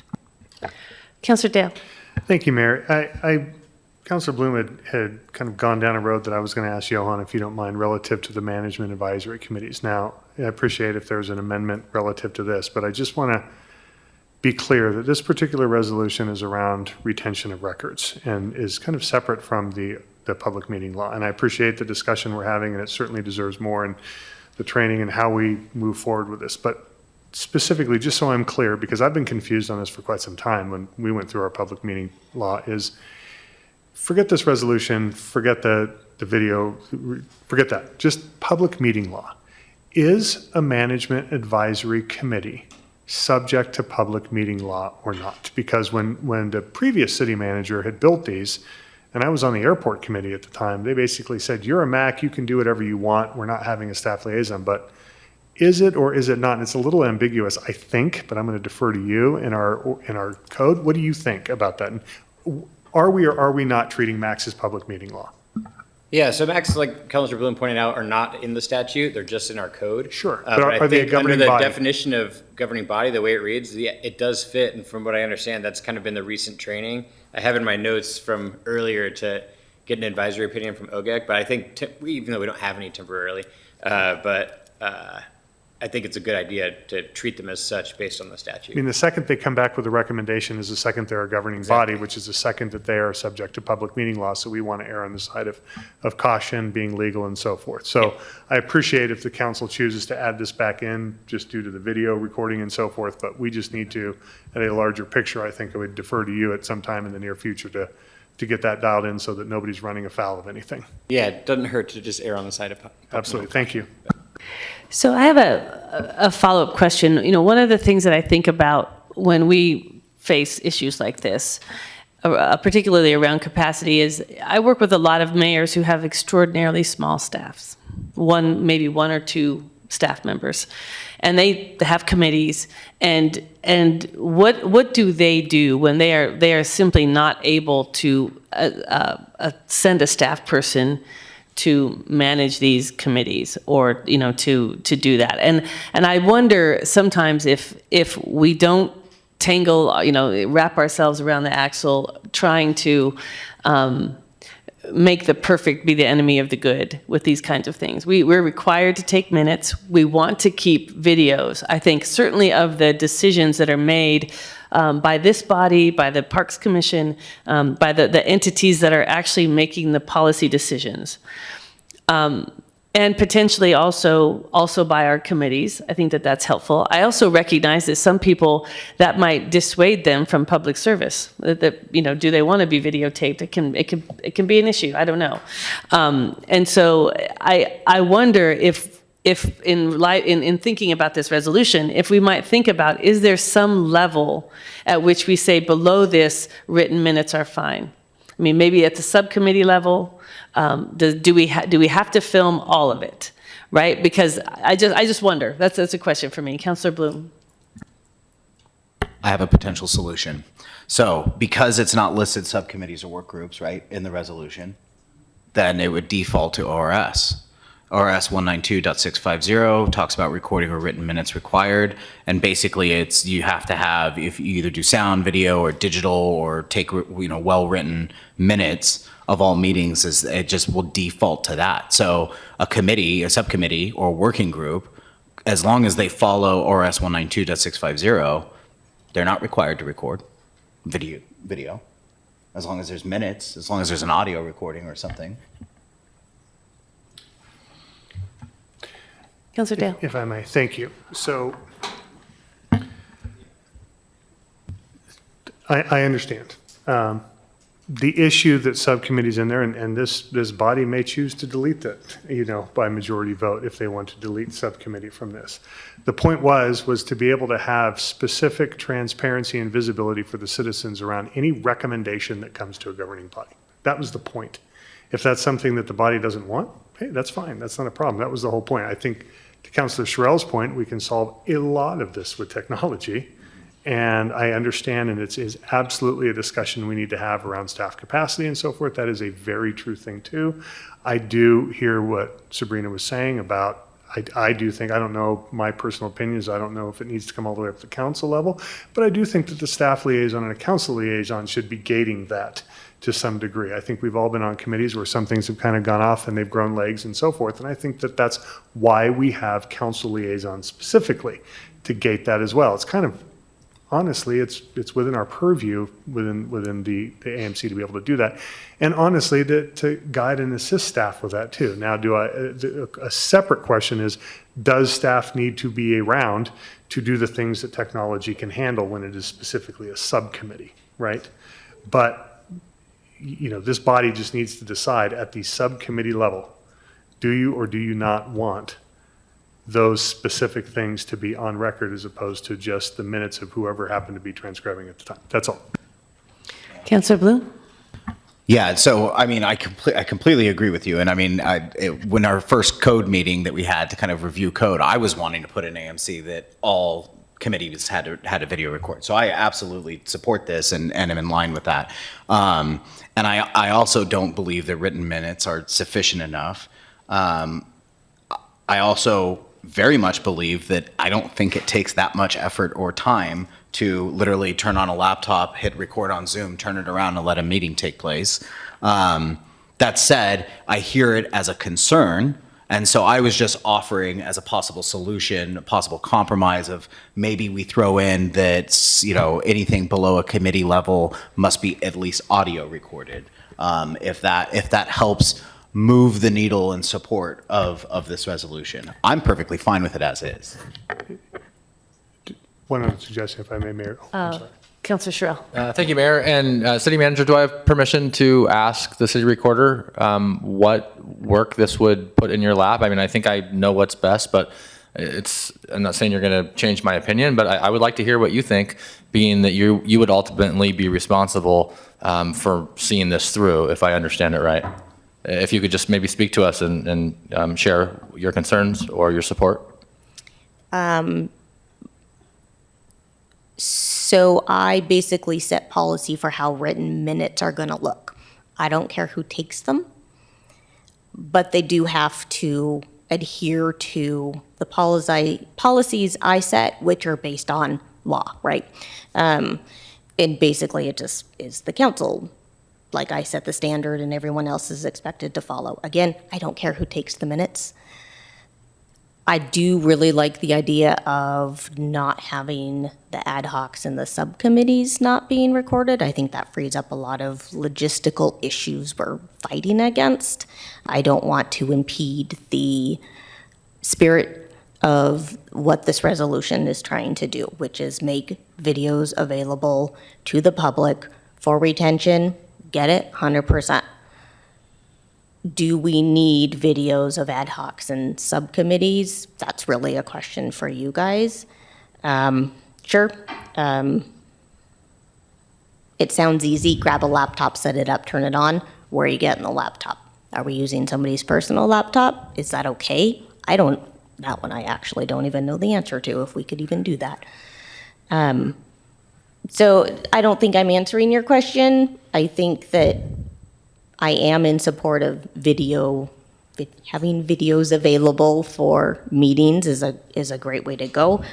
I am concerned about the logistics and the subcommittees and all that piece, which obviously can be worked out.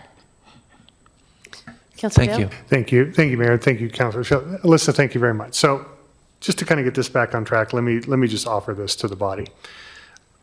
At some point, I would like the opportunity to make this motion and get it going. If someone wants to offer an amendment to delete the word subcommittee so that we can move forward, and then maybe we're solving for a problem that doesn't exist.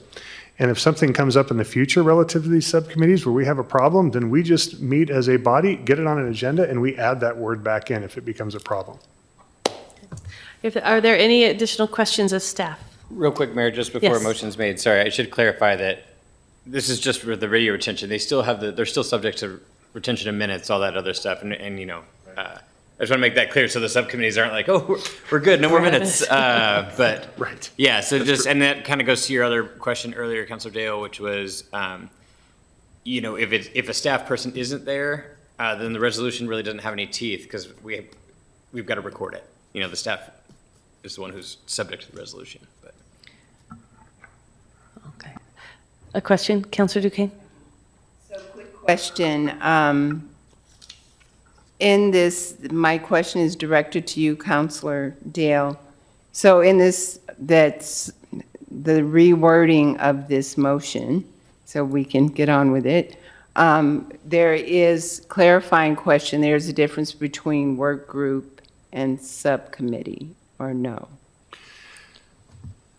So with respect to this resolution, Councilor Duquesne, working group is not even a consideration. Working groups can always happen. Okay, what I am proposing, and I will, I will just make the motion and at the appropriate time, and I'll add it in here. But all we're doing really is what I would do is I would take section 2.2, which says advisory body meetings, and it says all meetings subject to Oregon Public Meetings Law of any city standing advisory committee, and I would just delete the rest of those things that are listed there for the ease of that. And then if there becomes a problem and the minutes just aren't cutting it for whatever reason, or we bump into anything that this body is confused, I think we take that issue up at that point. Okay? All right, we've had, someone has signed up to speak with us this evening on this issue. Clarinda Maripin, you'll have 3 minutes at the podium. Hi. So last night you guys talked about a strategic plan, and I saw some bewildered faces when they came up and said, what can we do for more transparency? And the lady on the, Sarah Wilson, I believe, she was up there, she started going on about people, the back end decision making isn't open. The way this is written is cutting out people. This is the definition of making it harder for the public to get involved. And that's, I mean, you had this last night. This is part of the problem. Secondly, technology should never be leading your operational decision making. There's got to be other ways. Mayor Graham talked about smaller cities. I can't imagine that they have a transcriber in all of these things, whether they use Google Notes or Recorder, which transcribes everything and then it's put into a certain format for the recorder to get. There's got to be other solutions out there for subcommittees. I'm not talking about committees, I'm talking about people who are actually doing the work going forward.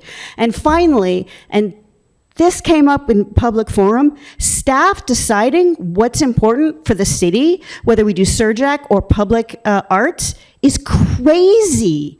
To cut all of that out and have, you know, most of the anger that I have heard online is that there was some arbitrary decision, which goes back to transparency, that all of a sudden all this good work is getting cut. You guys can make that decision, but staff deciding it, I'm not cutting staff or putting them down. That's not what the business of government is. The business of government is bringing people forward in this. So that's all I have to say. I don't need to take the 3 minutes. Thank you. So if there are no further questions of staff, the floor is open for a motion. Councilor Dale? Yep, thank you. I move to adopt correction, may I ask a question of the city attorney? I'm sorry. Yes. Because we're making this, do I need to repeal anything or that second one? I can just, oh yeah, it's in there. You're right. Yep, thank you. I move to adopt resolution 2026-2021 with the following changes. Section 2.2 advisory body meetings, the first sentence shall be changed to read all meetings subject to Oregon's public meeting law of any city standing advisory committee shall be captured by video recording.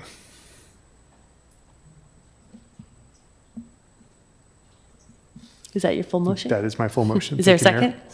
Okay, Councilor Dale. Nope, thank you. I appreciate the discussion. In fact, majority of the discussion here was actually around what our policies and our training should be moving forward, and I look really forward to that discussion and the council-led discussion about what our citizen committees should be and the time commitment. This is just tracking and recording, but it spurred a discussion that I think was very important. So appreciate council. Councilor Hansen. Thank you. Yeah, I'm happy to support this, and I appreciate the big hearty discussion up here. There's a lot of involved citizens in the city of Ashland. And I, for myself, was on a little small subcommittee that recommended the Dormouse Trail to the Trails Committee, which recommended to the Parks Committee, and sitting in the Pioneer building without cell phone reception and nobody knew the password. We're, taking minutes and, following our public meeting law, adding another layer in there to these small working groups as we just heard in public testimony. It's just another thing to dissuade. So I appreciate the amendment, and I'm looking forward to the transparency here in the public recordings, and I'm also looking forward to the AI component that will gather information from these big major meetings and put them in a format that'll be easily digestible. And I'd love to see, enhanced metrics around voting and voting records and looking at trends and things of that nature. So I think that there's a lot going on here, and I hope that it's a relief to staff, and I appreciate Alyssa and staff that really put this stuff in a vault for us to go back and look into. So, Councilor Kaplan? thank you. Thank you, Mayor. I just want to take a step back a second on this. I very much appreciate this. I'll be supporting it, and I want to appreciate Councilor Dale for leading us through it. I want to point out one of the big things that this does that I'm really a huge fan of, which is retaining our videos of this business meeting and study sessions for the council. We talked a lot about advisory committee meetings, but I think one of the things that a number of us thought was broken in the past is that we didn't have access to the videos of council meetings 2, 3, 4 years ago. So this now allows those to be retained, and you can go back to them. And they're very illuminating when there's a question about how we arrived at a certain decision that's succinctly described in the minutes. So I appreciate that. I think this is a huge advance for transparency and good governance. Councilor Duquesne? Actually, Councilor Kaplan touched on a lot that I was going to say, because speaking of transparency and being able to know exactly what was said, when it was said, and who said it is so, so important. So I, too, am very grateful for that. And this robust conversation, I feel like, was really needed. I support this and moving forward. I look forward to us having a handbook of training for all of our committees and their chairs. And I would personally like to thank every volunteer for their time, their resilience, their effort, their passion, their dedication.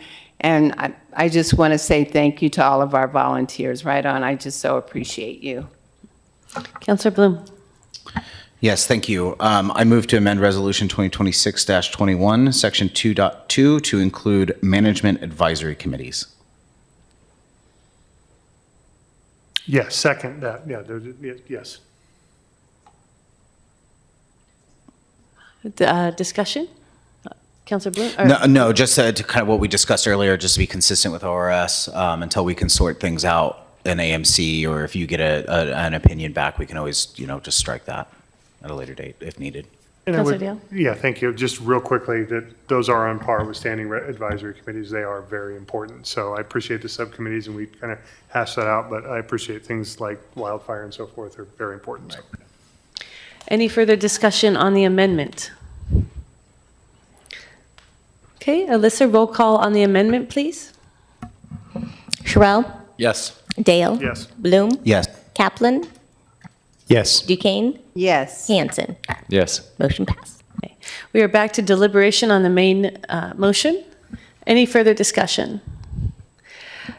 What I would add is that we've made a lot of progress on the functioning of our committees. We've had a lot of conversations in this room about how do we help volunteers from our community come forward to assist the city, and how do we do that in a way that is respectful for our process, respectful of their time, respectful of the staff and our resources. We are still working our way through those refinements to get to that optimal place. But I recall my first real engagement with the city was joining a standing committee, and it was hard for me to tell what we were doing. What was the charge? We were trying to bring recommendations, but what was the container?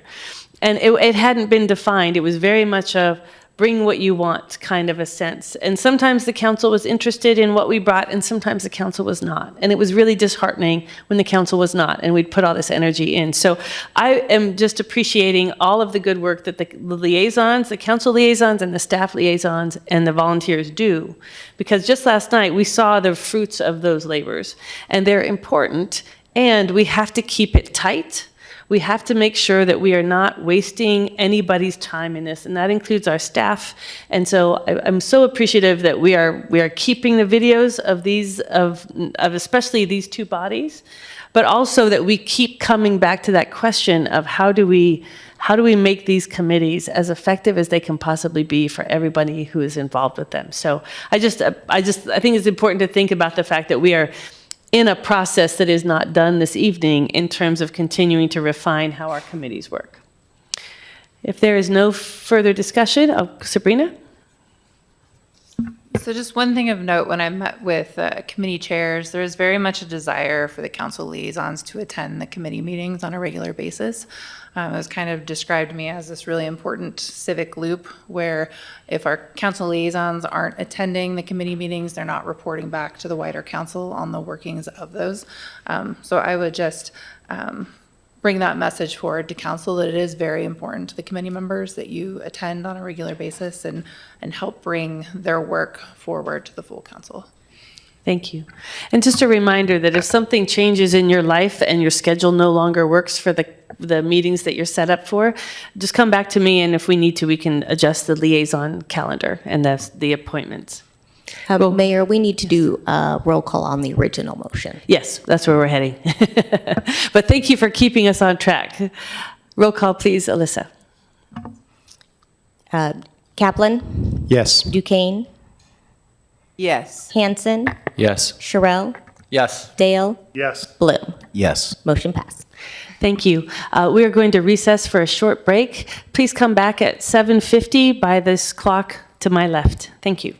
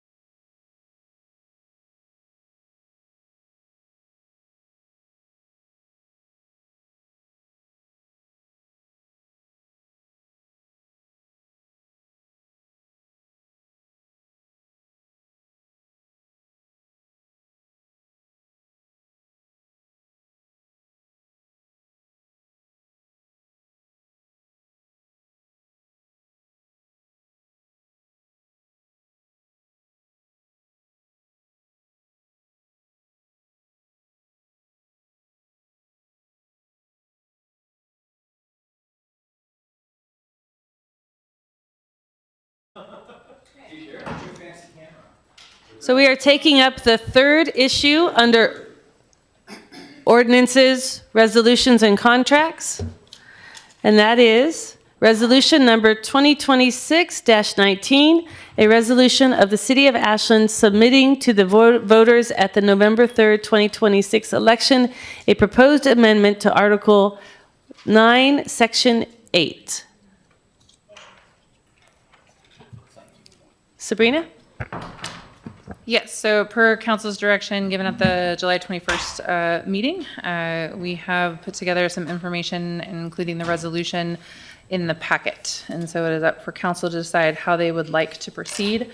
I will note that staff's recommendation is you do not refer this to the ballot due to tying your hands as well as future council's hands around decisions regarding funding for city services, which is the main primary responsibility for the city council. And with that, I'm happy to answer any questions. Questions of staff? Yes. Councilor Kaplan. Yeah, thanks. I do have a question, Sabrina, on that point about the tying hands for future council decisions. So could you walk me through a timeline? If in order to be able to balance expenses and revenues in the general fund in the next biennium budget, for example, or in a future biennium budget, by what point would the council need to decide that they would want to do that by raising a little additional revenue with a utility fee? So if we did not want to pay for a special election, we would need to decide, for example, right now, to put an item on the ballot to be passed and go into effect January 1, and then we would have to do the necessary work through the budget process to recognize that revenue.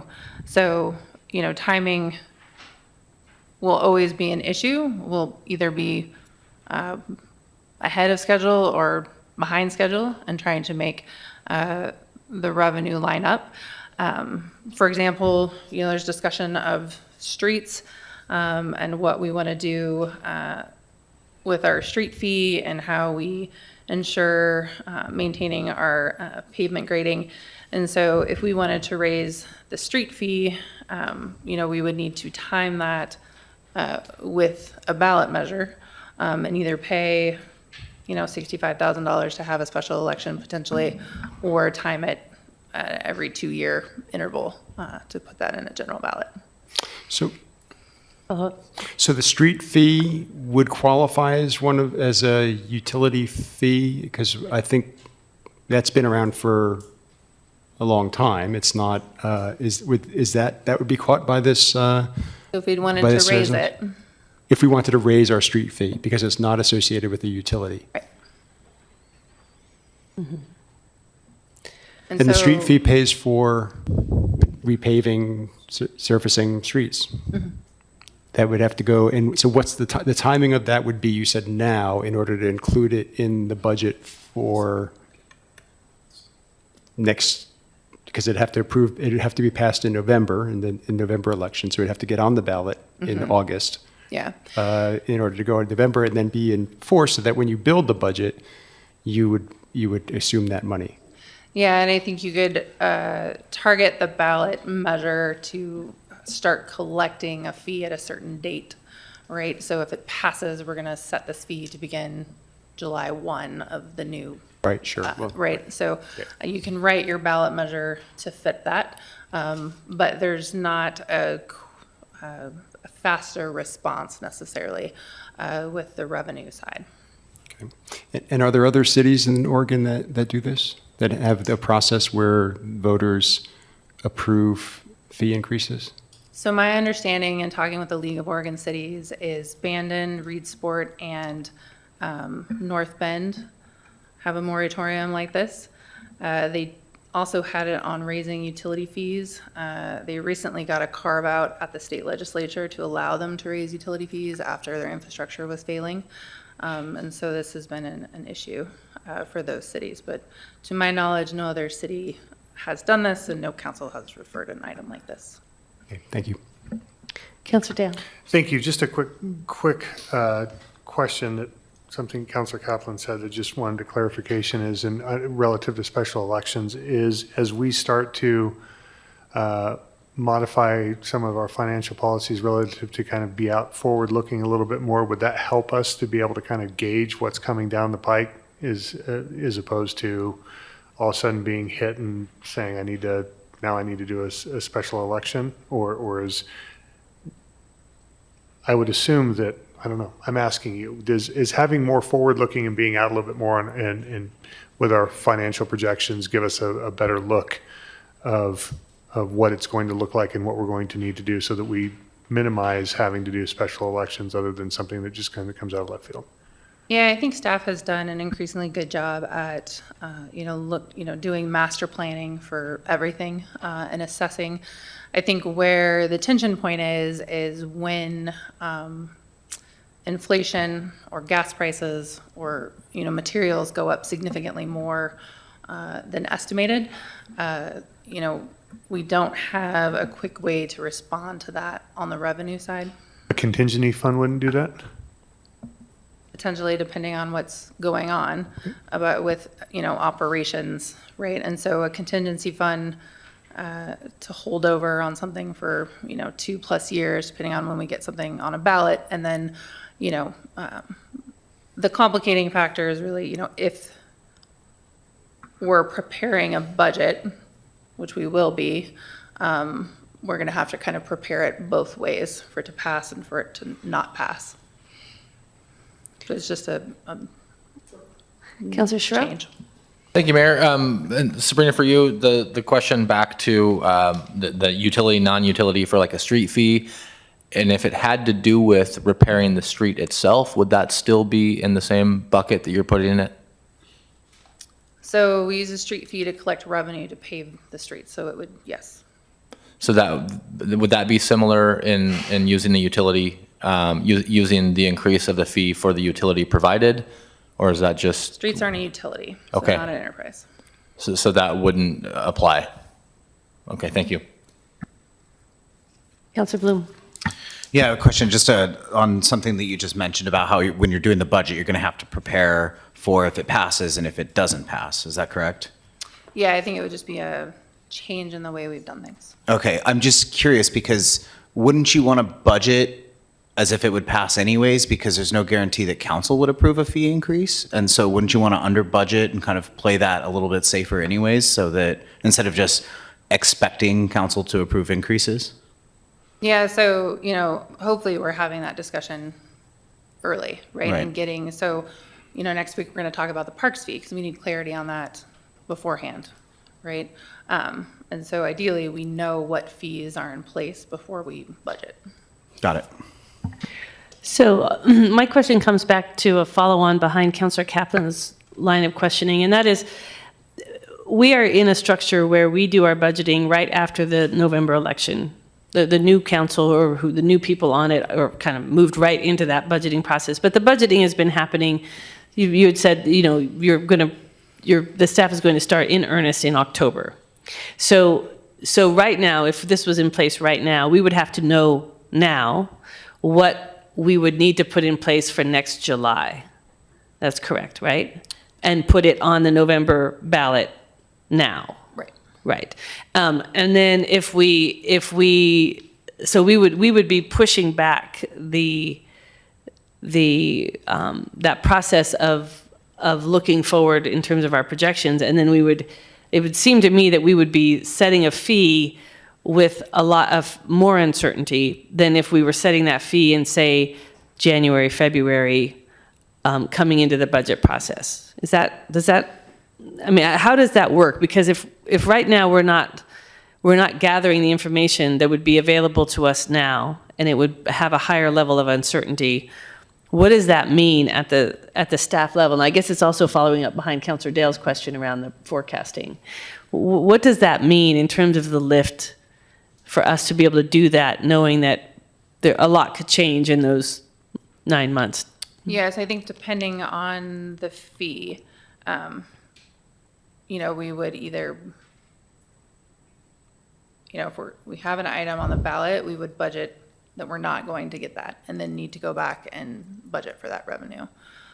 Typically, we budget with the knowns, and then identify, like we did last time, where there's significant deficit, right? So I think, again, it would just change the way we have to do things. But also, we're not as nimble to respond to the service demands of the community. Because, again, we're kind of on this like 2-year cycle, potentially, if we don't want to pay for a special election. So I think that's kind of, do we have the funds to pay for special elections if we want to bring an item forward? Would be a question as well. I also think that, council does a lot of due diligence around the budget and around revenue and the necessity of fees. And so I think, given all of that time and effort, are we expecting our residents to do that same due diligence around the fees? And then it seems to me that as you mentioned, the other option is May, but when you're in May, now you have significant budget disruption because now you've had to move 2 budgets. We're right on the cusp at that point of passing a budget. And so if it required this fee and we couldn't get it onto November for some reason, then we would be right up to the deadline. We wouldn't be able to put it in place before that. Until we're right on the edge of June. Okay, I just wanted to make sure that element was clear. Any further discussion or questions of staff?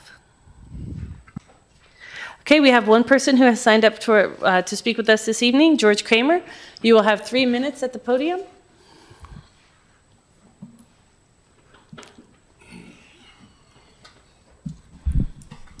Good evening. I'll start out with something positive. You all voted 5-1 2 weeks ago to direct staff to do a resolution. City attorney did a nice job of not messing with the language that 1,500 voters wanted to see on the ballot and simply adding a clear and concise sentence addressing the concerns that you all raised, and I appreciated that. I'm not surprised the city manager has tried to put her thumb on the scale and has encouraged you to vote no. But I would remind you that, first of all, the language in the petition specifically, or in the charter change, specifically precludes you putting this on a special election. So $65,000 and that kind of fear-mongering is irrelevant. This was intended that the city would be thoughtful and not turn to revenue coming off of our utility and ratepayers as a last-ditch measure. You have a complex budget process. The fees that are created through new charges on our utilities come in incrementally. They might be convenient and necessary for some parts of city function, but they're not going to break the bank. And all of this fear-mongering around, oh my God, panicking that we need a new fee is irrelevant. I would remind you that you are not being asked whether or not you support this. You are being asked to put it on the ballot so that the voters of Ashland who will be paying these fees get a choice about whether they support it. Earlier, Councilor Sherrill correctly pointed out that the org chart has the citizens and the charter at the top. This is your chance to show that you trust the voters of Ashland to make this decision.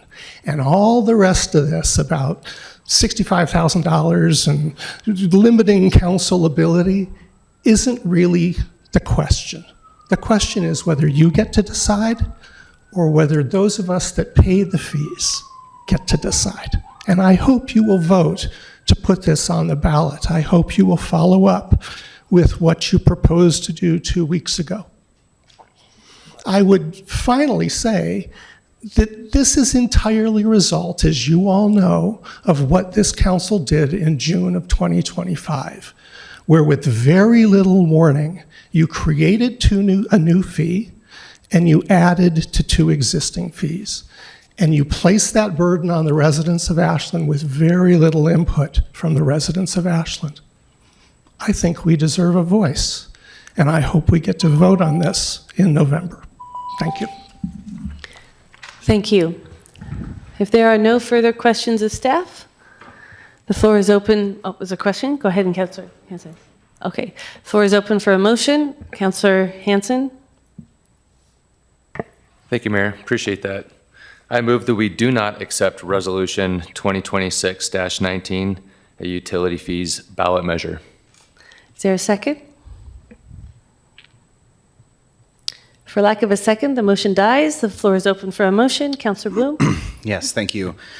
I move to approve resolution number 2026-19, a resolution of the City of Ashland submitting to the voters at the November 3rd, 2026 election, a proposed amendment to Article 9, Section 8. Second. Councilor Bloom. Yeah, I mean, we spoke about this at length at the last meeting, and I'll reiterate. I look forward to the conversation, the debate, the battle. Don't go too hard on me, Mr. Kramer, but I very much will be opposing this. I think that I understand where it comes from, and I think we absolutely kind of deserve a little bit of the kick that we're getting because of it. I hope that it's defeated, and I hope that in the meantime, this council and future councils do a better job of involving the public, involving the citizenry in the decisions that we make, so that they are informed and they can get behind some of these difficult decisions that we have to make, rather than us begging for forgiveness later. Councilor Duquesne. This is democracy. My colleague disagrees and won't be voting for it. I will be voting for it. I believe that the people need to have a say-so. I understand inflation. I understand the need for some fees and taxes. However, I believe this is transparency, this is choice. I will be supporting it all the way to November, up to that day. And I look forward to everybody turning out and bringing their opinions, their votes, and moving forward. So I want to thank everybody who's out there getting signatures, and I support this. Councilor Kaplan.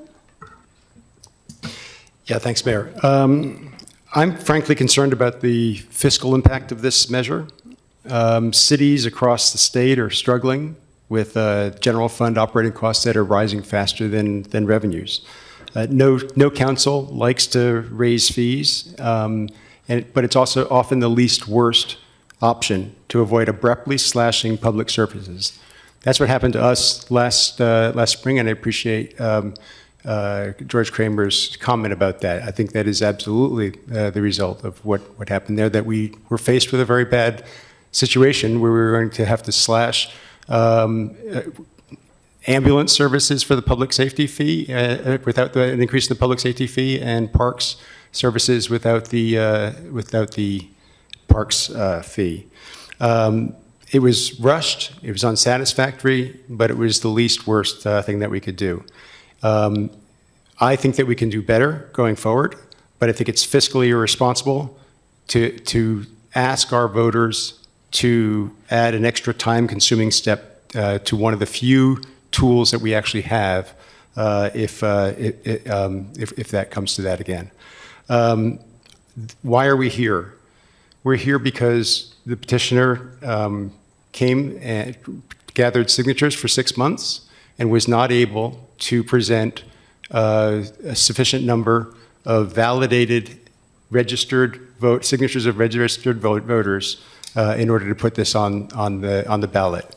If that had happened, then it would be on the ballot. Failing that, petitioner's asking this council to put a thumb on the scales, as he says, and put it on ourselves, because we have the authority to do that. Well, I'm concerned about the confusing message that passes, that sends. I appreciate Councilor Bloom's opposition to this measure. I'd like to join Councilor Bloom in a voter's statement in the voter's pamphlet opposing this, because I think it is bad policy. But for my part, I think it sends a confusing message and to ask Ashland voters to decipher our intentions in putting this on the ballot and figure out how to vote on it when it's something that we don't really support as a body. It's bad policy, it's bad process, and I will vote no. Councillor Schwell? Thank you, Mayor, and thank you to my colleagues for the input. And I just wanted to say that I see the position that the people have, and I think there's a lot of fee fatigue. And regardless if I support this or not, I think we have a lot of really smart, involved people in this city. They need to be responsible, and they also need to be accountable. And that's what I have to say. Any further discussion? Councillor Hanson? Thank you, Mayor. This petition got as far as it did without sufficient signatures. I appreciate the efforts of the petitioners and the democratic process that would lead it onto the ballot. I don't understand why my colleagues are voluntarily offering this on the ballot. I hear the arguments that we can change the language, we can make it less or more with this move that we're doing here. But in a representative government, I don't feel like giving up our decision and our input and our power to represent our people in the way that we've been asked to is something that this body should do. It's very concerning to me. I will be also in the voters pamphlet not supporting this measure and happy to write my statement as well. It is very concerning as a precedence for the state of Oregon should this pass. So I caution the voters to read and research wisely, and this is not sport to me. I don't think that that putting this on the ballot is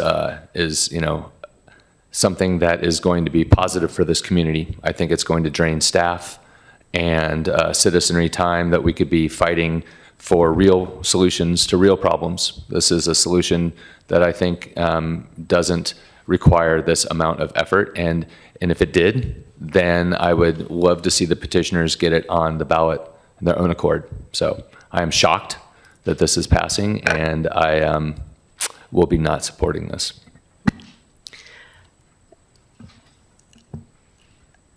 I think sometimes when we have a situation in the rearview mirror, we could forget what the circumstances were. We had come into that budget process. A lot of things had been happening with skyrocketing inflation. I don't know that we would have been able to know the numbers this far in advance of that budget process. We recall that this council first said no to the parks fee and sent it back and said, we need more information. We need to understand better why this is needed. And then this council put a 2-year timeline on it and said, let's take that next bit of time and find out, what can we do in terms of cost reduction? What can we do in terms of alternative revenue streams? We have a group that's going to be working on that. We will be soon talking about that parks fee well in advance of the next budget process. We've put in place forecasting tools for our finances that we didn't have in place before so that we wouldn't get surprised again. And the majority of the people who wrote into us, and there were a lot of people who wrote into us, said, and I specifically remember the people who wrote in and said, I'm on a fixed income and I will pay it. Because the parks are one of the things that I can enjoy for free. And it was not the process I think any of us wanted. It certainly wasn't the process I wanted. But in that moment, I think this council did the best job that it could because it had the power to do that job.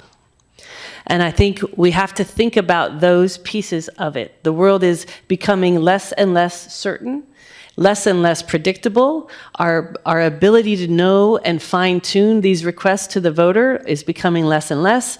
And it is simply the case that when we refer something to the voters, there is a tendency for them to think that this is something the council supports. So I just put that out there for all of us to think about, that sometimes you don't get to be making decisions in a perfect circumstance. Sometimes you have to make decisions with the information you have, and then you work on fixing it. And I'm hopeful that this council, when our ordinance comes back in front of us, we will be putting that process in place, which will make it required that it will be at least a 3-month process before this council would make that kind of a decision again in the future. So all of that is just kind of a step back through the circumstance that this council found itself in, and the things that we've put in place since then to avoid ever being in that circumstance again. So any further discussion? Councilor Dale. Thank you. I was hesitant to make this comment, just something that's on my mind, especially in light of the proclamation earlier tonight about Hiroshima, because it was just thinking about this, and I'm hesitant to make this because it's such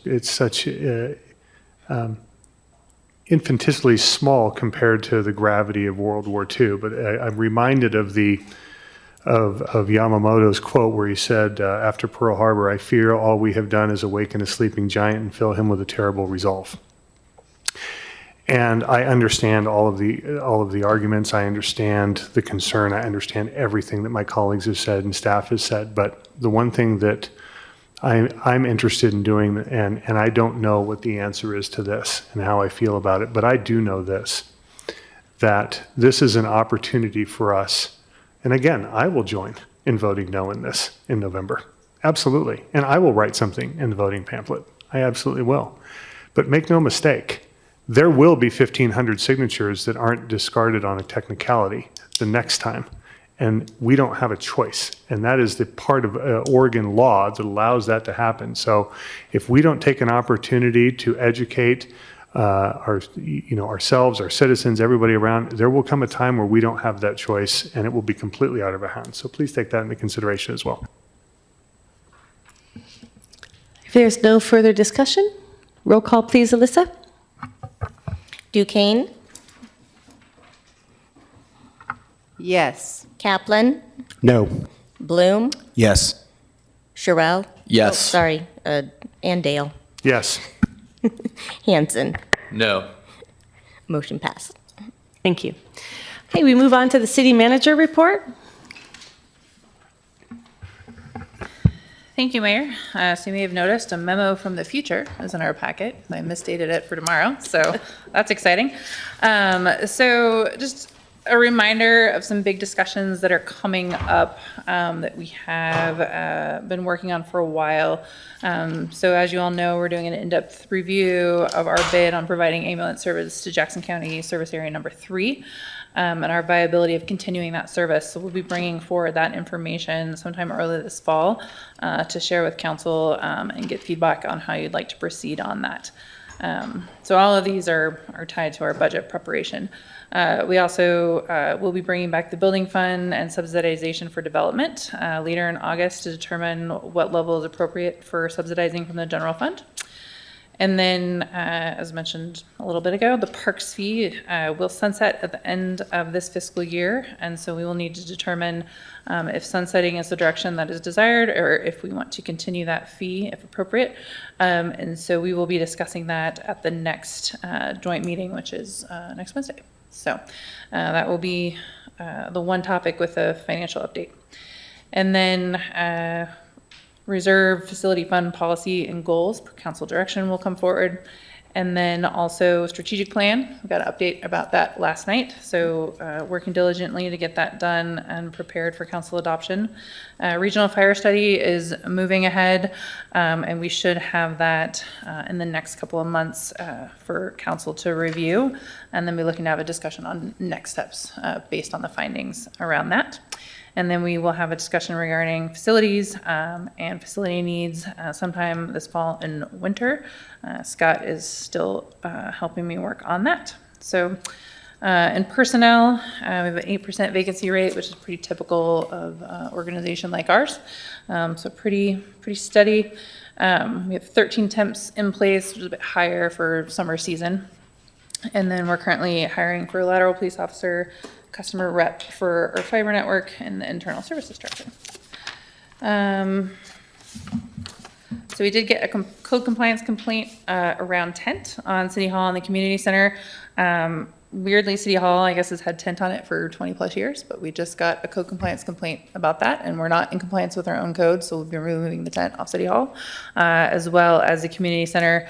Community center typically would qualify for tent because it's technically a residence, but because of its historic nature, that doesn't fit. So we will get that removed. East Main Park and the Hunter Tennis Courts have begun. We're also looking to resurface the pickleball courts in Lithia Park at the same time, which is great for all our pickleball users. And then the ice rink cabling was installed last week, and we are on track for opening the ice rink. And then we are in the final design stage for a water treatment plant.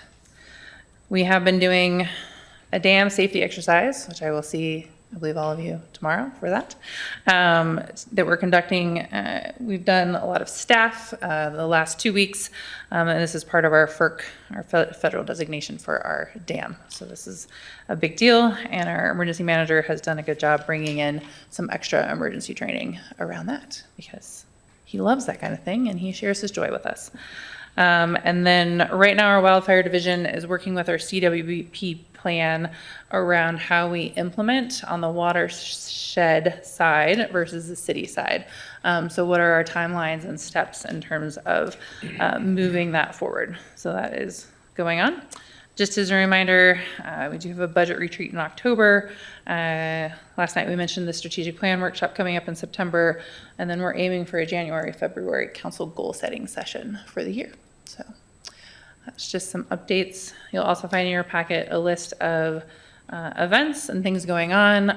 One big thing we're pushing again is information about See-Click-Fix as a good way to help you. If you find a dead deer or a pothole, if you can report it for us, that is really helpful since we can't be everywhere at one time, and that will help us prioritize our workload and address some of those issues. Thank you. Great. Councillor Kaplan and then Bloom. Thanks, Sabrina, for this comprehensive report, and glad to get to it. It looks like we got some extra time here. We moved it. So, yeah, no, I'm not planning. I'm very interested in your report that the wildfire division is preparing an action plan implementation for an implementation timeline for the CWPP. It's been a year since we approved it. I wonder when we can expect to see that, because I'm anxious to start to really see detail, on the ground implementation. A year, I'm not sure what's happened in the last year. But I would hope that, it's a 10-year plan, 1/10 is gone. So I'm wondering when we can get when you're planning to bring us the implementation plan. So, I just reviewed a draft. I will say the watershed side is fairly fleshed out because that's what we've been doing for 30 years. On the city side, the starting point is really a code review to look at any sort of code changes we need to make to ensure compliance with any efforts we move towards remediating wildfire danger in the city. We have some conflicting elements on who we are, just in terms of putting in trees versus taking out trees. Do we have the right trees, landscaping, all of that. So part of it is looking, where are we seeing some tension points between the adoption of the CWPP that might not align with some of our code or some of our other initiatives that are going on. Go ahead. That's helpful. But code was only one element in the CDPPP, which covers a whole lot of other other topics, including high value assets, high value facilities that we would need to put extra effort into protecting, helping to educate and raise consciousness of our residents about things that should be done in priority areas of the city, that in residential and business properties. There's a whole bunch of things that, so I would hate to hear that it's reduced to code. That's the thing they're reviewing right now. I asked for more detail on them identifying code areas that need to be reviewed, but there's quite a lot in that. So once that's fleshed out, we can bring it forward. So everything else is in there. You're just asking for more detail on the code. Yeah, because that is one of our low-hanging fruits that we can start addressing right now. some of these things will need to be done simultaneous, because until we have kind of an enforcement mechanism, we tried the carrot with grant money. We know that carrots aren't the only mechanism that we want moving forward if we want to make real change. So we need to kind of align those things. Right, and I think, oh, sorry, go ahead, Councilor Kaplan. Did you have anything else? Well, I guess that this is a deeper conversation. I'm not Yeah. sure that we want to take it up right now. I disagree with some of what I've heard, but I think it's a deeper conversation that we should have at some point, and I look forward to it.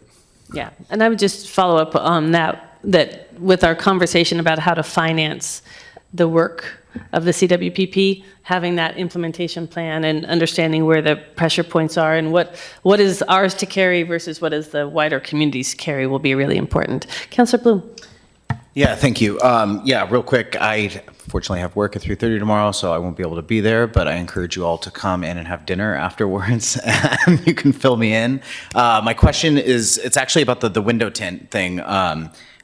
I can't imagine that you didn't check code. I'm sure that there was a thought that maybe there was a loophole or something in there. But my question specifically is around like budget. So obviously it's going to cost money to put in. It's going to cost money to take out. Does that come out of, is that like through administration budget or parks? Where does that money come out of? Facilities, our operating facilities fund. So we have a small amount for moving staff and dealing with things like that. Okay. So no, I don't think facilities checked code. I think they just knew it was really hot in the building because there were no window coverings, and tent was the easiest way to do address it. that. Yeah. And so I don't think there was any ill intent. I think they were just like, the sun is beating in and our something. HVAC can't handle it. And so I think they were trying to help us out. But unfortunately I don't think it crossed their mind to check code. Yeah. Well, we've got this gentleman named Brandon Goldman who's like a diamond mind of code. He is the one who told me A quick that- question of, hey, can we do this or not would help, Yeah. right? So it's one of those whoopsie daisies. Like Yeah. that happened. And so, but luckily we can take care of it pretty Cool. quickly. So, Thank you. Yeah. Other questions? Okay. And so did you have anything else here? We have the memo and the look ahead. No, I would just encourage you to take a look at all the good work that's being done outside of kind of big council decisions coming up. But all of that's in your packet. Okay, great. Councilor Dale. Yeah, thank you. And Sabrina, and I think I answered my own question when you said we had the budget retreat and it's October 19th. Is that open to the public? I mean, that's a public notice. Yep, it'll be publicly noticed. And where is that? Do you know? Where are we doing that? What are we doing? Where are we doing that? I don't think we've decided that yet. Okay, no Yeah. problem. Thanks. All right, we will move on now to new business. We have one item, review of Parks Integrated Pest Management Policy for consideration for city adoption and proposed ordinance update. Sabrina. So at the joint City Council Park Commission meeting on June 3rd, herbicide use was discussed. So council gave some staff direction to bring back the Park Commission policy for potential adoption by City Council. So as a reminder, you have pesticide code already that we've been following. This would go a step further and adopt the Parks policy. We do have some operational concerns in talking with staff about specific areas that we'd be looking to exclude for operational purposes and fire control. And with that, I'm happy to answer any questions. Councilor Bloom. Thank you. Yes. So this is basically what the ask is, or what it looks like in here is, would you like us to ask you to come back with an ordinance that basically uses the language from the APRC IPM, which they last revised June of 2024. So my question here and thinking is APRC interested in looking and saying, yeah, this is still what we want to do? And then is that consistent with what we're all thinking? I'm just trying to figure out logistically, like, how I can be the most responsible, and that is to fully kind of understand all of this, to make sure that we have input from APRC that is not, a couple of years old, and be able to kind of like actually have like a study session and figure out like where do you put, we all like to wordsmith, right? We have a problem with that. I could see this taking a good meeting to kind of sort through. And I wouldn't be surprised, because I know how many people were coming to talk about this. And the fact that nobody's here right now tells me that a lot of people didn't even realize that this was coming up tonight. And I'm wondering if, and so it's kind of a question, I guess, to everybody, is like, is maybe this is a staff direction or a request to APRC to look at, maybe we just have a little bit more fleshed out process than us just kind of diving in tonight? I'm just curious. So I think a couple of things. When people have been coming and talking to us, I think they've been very supportive of the parks IPM. And so it doesn't surprise me that they're not here, because we're considering just wholesale taking it, bringing it across. Our study session calendar is stacked. So if we don't look at it today, if we don't handle this today, if we need more process, and we might, then we're looking at a significant delay. We put a moratorium on using herbicides so that we could move through this process. And so there is some urgency to getting staff the information they need from a policy perspective so they know how to proceed. And so I guess my question would be, are there concerns about this? Because if we were to enact it across the city, then either way, we're going to have to be in coordination with parks for changes in the future. But they've had a while to work it out, and everything that I've seen says that it's working the way that they're intending. But I don't know if there's if there has been any concerns from their perspective. Councilor Duquesne. Thank you. I was looking at this also, and I don't feel like there's a sense of urgency. I appreciate the moratorium. That was then. We're moving towards fall. We're not moving towards spring. I agree that if people knew this was on here, we'd have more people here. And yes and no about the IPM. Some people did agree. Some people had still big concerns about pesticides. So, and I have to, so my question in this, going back to the question, is there is no sense of urgency. I would rather give it time to be flushed out. I saw on the look ahead that we have a joint meeting coming up with parks, and I would like for this to be brought up then. I don't know what the sense of urgency is. So, did you want to answer? Yeah, so I think just as a reminder, when we did talk about this at the joint meeting, I think the Parks Commission was in agreement with their policy. And so I think it's perfectly fine to ask them if they still stand by it. But I think really it's, the question is, do you want to revise your pesticide policy to incorporate some of the elements that are found in their policy? And, what is the thought about the request to exclude some areas for operational needs? Yeah. Follow on, Councilor Duquesne? Or is it a different question? No, it's a different question, so Councilor Sherrill can. Okay, Councilor Hanson? Thank you. So yeah, as I understand it, we would be adopting the parks IPM, and if the parks were to change their policy, then it would automatically update citywide policy. No. Okay. No. It would be there would have to be a dual process going forward for any changes to it. Okay. Councilor Sherrill?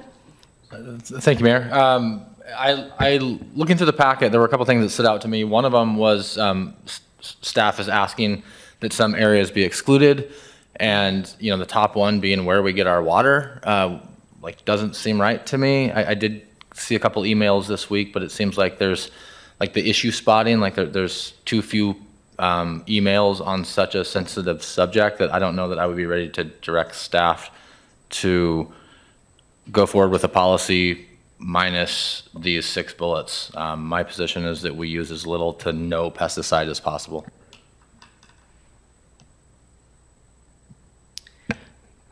Other questions?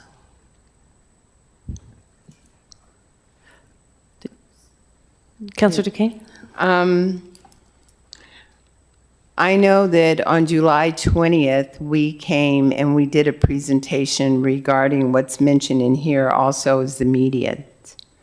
And in the process of looking at the design and the care of the mediums from exit 14 all the way to exit 19, I think, again, that this is kind of premature in a way, because just looking at the opportunities where we can, like the nothing to zero pesticides, to water conservation and aesthetics, the whole 9 yards, I would rather, and I agree with the things that are excluded here, that kind of raises a red flag. So I am not ready to just go out and support this right now. I would really like to be able to look at it closer. Once again, I think we're going into the fall and not the spring, so it's not as if we'd have things, blooming all over. So is there any way that we could look at bringing it back? Well, there is, we can if the council doesn't get to a decision this evening. I think that's still up, we're still in discussion. Like to. Councillor Kaplan.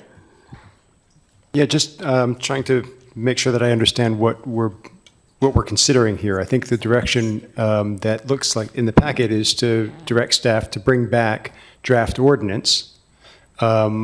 The discussion that we had previously was that ordinance would be the same ordinance as the parks is currently using, because we wanted to have a single pesticide ordinance for the whole city, with 6 bulleted exclusions. Is that what is that the plan? If we give direction that says that to revise ordinance AMC 9.28 pesticide policy, are you going to bring back the parks IPM with these 6 bullets? Because that's what we said before. So we would pull the elements out of the IPM policy that would go into the ordinance and look to provide exemptions. So for example, at Reeder Reservoir, we have to treat algae as part of our operational processes. And we have some, DEQ requirements with our wastewater. We have chemicals we have to use that are technically classified as herbicides. So I think there are elements that we want to call out that we're still going to do, that the public does not have access to those areas. But the idea, so if you look through the IPM, a lot of it is, volunteers will be used for weeding and mulching. A lot of it is just parks. Like, it applies to parks. The only land that we own where this would apply is parkland. Parks. Yeah, so we follow the current AMC around pesticide, as does parks, and then they have this additional layer. So a follow-on to that is if they have an additional layer, of course, they don't have ordinances in their structure, but is it possible to, we've been talking about not putting the detail level in ordinance form and having that be, something that's maybe easier to adapt over time. And I would imagine that if changes needed to be made in order to keep them in alignment across parks and the rest of city facilities, that we would want to be able to do a concurrent process with parks in the future. And it would be simpler if that was in, a resolution accepting that plan, or in that, so that the ordinance would refer potentially back to this plan, which could be easier to work with parks to amend in the future. I'm just wondering if that's what we would be looking at. Yeah, so I would, I think back to, why are we here tonight? Like, why did this come up? And it came because there is an exception in the parks policy for spraying in medians for the request of streets, because parks took over the streets. It's dangerous to be in the medians. So, I don't know that it's necessary to revise all of this. We can just revise the way we operate around medians. I think that's the easiest path forward. I think once we start messing with, some of our operations, we're in an area that no one has asked for us to address because the public's not there. But staff's worried that we can't operate efficiently if we don't have these carve-outs for things we need to do per state law, right? And so we're trying to balance that. So I would go back and think, what's the problem we're trying to solve? And the problem is people don't want us to spray in the medians. And so how do we address that? I think it's actually maybe a little bit bigger than that, because there was so much confusion when the median issue came up about the parks policy versus the city policy. And so to me, the question is, do we want to have one standard policy? And parks has carve-outs too. There are places where, so to me, there's a nice mirroring that we could do on the city side that says, in the same way that parks has certain places where they can use more pesticides, the city operations would do that. Is there any reason that we would not be able to proceed in that way? No. Oh, okay.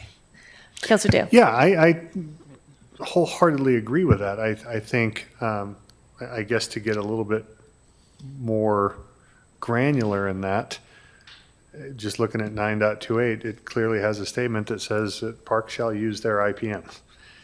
Why wouldn't we do the same? And if we needed it to be separate, great, but at least we're not having legal draft an entire ordinance when staff needs to go change something through a policy and we can talk about it. It keeps them nimble and adaptable to be able to do that. I think that's a very efficient way to do it instead of drafting an entire ordinance. Put it in policy form and we'll just modify the ordinance 9.28 that says the city shall use the most recent approved policy. Councilor Bloom. Yeah, I'd second that. Shall use, shall have an IPM, and then we do it through resolution. And then we can kind of figure out what elements we want to keep that Parks has, what we don't want in, what carve-outs might need to exist. I think that that's the best path forward, because then we can actually really beat it up and see what we think. So what I'm hearing, and I heard you as well, Councilor Duquesne, about wanting another bite at the apple. So what I'm hearing, and I guess this would be the question of direction to staff, we can also have a formal motion, but are we on the same track where we would say we're looking for the policy, the parks policy to be put in a plan form that's specific to the city so that we have a mirror policy with our cutouts, our carve-outs, and that we would discuss those in greater detail when it comes back, with the idea being that the ordinance would simply point to this standing plan. Is that what this council would be interested in moving forward with? That looks right? Looks right. Councilor Sherrill? Can I ask a question of that, Mayor? Yeah, I'm not saying that if we need a chemical to meet a DEQ, environmental quality requirement, we can't use it. I would just like maybe some data that goes with those bullet points to help us support getting to meet the goal. And I would like to see that as well. I would like to understand the rationale. And certainly it's interesting because there's a lot of water restoration projects, and you think that pesticides would be in opposition to that, but it's not always the case, and especially with blackberries. They've really done some important work in terms of the most effective way to deal with that, and it includes some amount of pesticides, but not widespread spraying. So I think it would be useful for us to understand those bullets, those 6 bullets, have a deeper discussion about why we're carving those out in the conversation of a plan that would come back to us. Is that sounding right, Councilor Sherrill? Yes, Mayor, thank you for one more. And then just a clarification question. The Parks Commission already adopted this in 24. Have they been read in on the potential changes that staff is asking for, and have they approved those? We're not going over their head to approve those 6 bullets that they haven't seen, are we? Oh, your microphone's not on? It's not under the Parks Commission authority. That's not parkland. Okay, but if we're modifying their document, do we run it by them? We don't? I don't know that that's the council direction, is to modify their policy. Yeah, so we're creating a side-by-side policy that mirrors theirs, so that there would be one policy across. They have their own carve-outs for certain places, Okay. and we would have our own. Right, but we would mirror their policy minus the 6 things that we would like to change, so that would be different. And then anytime either one of So- the bodies would want to change it in the future, there should be a mirroring process with the other body so that the staff is dealing with a consistent policy. Okay, but we would have one policy. We wouldn't have 2 policies that mirror each other. We would have one that both organizations or both operate off of? Now, I think that there would be probably still 2 because the carve-outs are specific to each legislative body. Okay, thank you for That the make sense? clarification, yeah. Okay. Councilor Dale? Yeah, I'm not making a motion, but I was just typing here, so I'm going to throw this out and see if this is something like what we're looking to do. But it would be something along the lines of, I direct staff to update AMC 9.28 to reflect the creation and implementation of a city integrated pest management policy that will be separate from any policy that is implemented by the Ashland Park Commission. Second. I know. But I was just trying to basically kind of keep it broad so that staff could go design kind of what our intention is that we're looking for a policy, not an ordinance, and the ordinance would be, as it is, very simple. It just says we have a policy. It is such, you will find it, and it is law, right? And then go forth and create an IPM that applies to the city. We can approve that, we can look at it, but it's separate from Ashland Park Commission, and they have theirs, and I think the intent, and write it however you want, but I think it's implied that we will have that discussion as part of our quarterly joint meetings with the Park Commission. Is everybody happy with these? They need the flexibility to do what they need to do in parks. We need the flexibility to do what we need to do in public works. We have quarterly meetings with Park. We're all aligned on these things. We can have that discussion. If something needs to be adjusted, the 12 of us can hash it out. But I think it just keep it very simple, like you said, give staff the flexibility to write something up with a very brief ordinance and cut out all the old stuff and just go with a policy. That's my thoughts. So it would, I think a motion would be helpful on this. And potentially that motion, Counselor, could be somewhat what you've pulled forward in terms of directing staff to create an ordinance that points to a policy and to bring the policy back to us.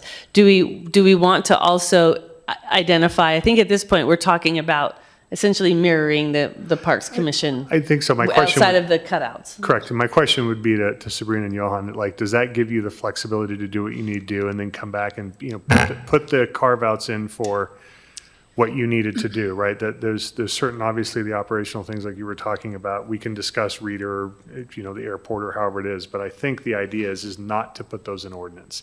The idea is to put those in a policy so that it's adaptable to what the current needs are. We just have in ordinance the basic structure that says we believe in this and we have one. Yeah, so the way I understand it is the ordinance would just refer that there's a policy, we would draft the policy. I think to set expectations around the policy, so the IPM policy for parks is quite extensive because they manage a lot of land. Ours will be kind of the opposite of that. It will be, we will, only look to use pesticides in these areas because we don't manage a lot of land outside of that. Now, I do want to keep the goats in there. We can use goats. That will be important. But I think, there's a lot of process in here for land management that we're not going to have in ours. So it's going to be a bit briefer. There's nothing wrong with having a brief policy. So I just, and I think looking through this, and I think the big thing is to not have anything in conflict or a situation where a decision that is identical gets made differently because it's parks land versus city operation land, unless it's in a carve out, right? Yeah. That's what I think we're looking for is a consistent policy. So do we need a motion on that? Is that helpful or just direction? I think the staff direction is fine, and then the motion can come when we bring back the ordinance and the policy. Okay. I will point out that hardscape in here is a recommended way to reduce just the need for throw that out there. Councillor Duquesne. So as I read the policy that was revised in June 2024, we do apply pesticides in parks and things like that, correct? A very small amount. I did. I saw that. And so just to touch on something that was mentioned earlier, and it does say things like hornet's nest and things that, like, you don't want that in your yard.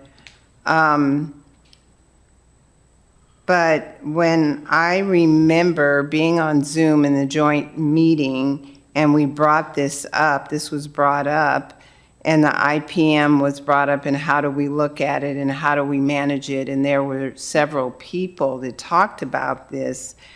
I understand The way it is right now and the way it was revised in 2024, I cannot in good conscience support this the way it's written up. You know, very little, it's all relative. What does that look like? So the IPM, the way it is, I believe someone said there was a lot of support for this. I don't feel comfortable with this, the way it's written up. So I just wanted to make sure I read it right, and there's tons of areas where this will be sprayed. So I think it's important to note, we're not asking council to approve the parks policy. So I know. we'll bring back a policy. But something that's going to mirror this, right? So, you know, as I just kind of addressed, this is pretty extensive because Parks manages a lot of land. So ours is going to be a more condensed version to other city operations where this would fall under, so outside of parks. So we don't. Outside of the park. Yeah, so, you know, that will be for council to decide whether or not they want to move forward with that, and if that fits right. So let me see if I can. It'll be interesting, and I understand that it will be a more condensed version because this is parks, but it'll be very interesting to see what that looks like, because if it's similar to this, I won't. So, Yeah. Counselor, Yeah, let's maintain our structure. yep. So let me see if I can summarize what we came to. The council is directing staff to come back with an ordinance, with a revision of the existing ordinance that simply points to an integrated pest management plan. Also to come back with a draft integrated pest management plan that is consistent with the parks plan and identifies our city-specific carve-outs, including more detailed information about those carve-outs and why pesticides are necessary on those. Is there anything that I'm missing or have incorrect? Councilor Dale. Thank you. The only thing, and again, not trying to wordsmith at all, but I just was hearing two different things between you and the city manager is consistent with the parks policy. I thought they're separate. Like I know they're separate documents, but if you're meaning consistent, that we're trying to follow the same general guidelines, sure, I guess I get that. That's it. I just wanted to make sure that they had the flexibility that it didn't really have to align, because as Sabrina had said, it's much more extensive. So if I'm talking past you by accident, I think we're on the same page. I just wanted to make sure we're good on that. That's why I was trying to say consistent as opposed to sort of mirroring, but good call. And I think there's a lot of Sabrina. areas, so in terms of signage and notice, and, you know, there's making sure people are licensed to apply it, like all of that can mirror the policy. I think there's just, you know, we're not going to be mulching a lot of places, and we're not going to be, because that's not typical. Parks does that for us already on most of on most of our land. So just want to set the expectation that it will not be 10 pages long. So that's all. Okay. All right. So was there anything else? Councilor Sherrill. Yeah, thank you, Mayor. I'm just curious as to like what the chemical is and the frequency of use for those bullet points. Yeah, I don't need I'm not looking for a ton of data and a ton of staff time, just like what's the chemical and how often do we applicate it for these carve-outs.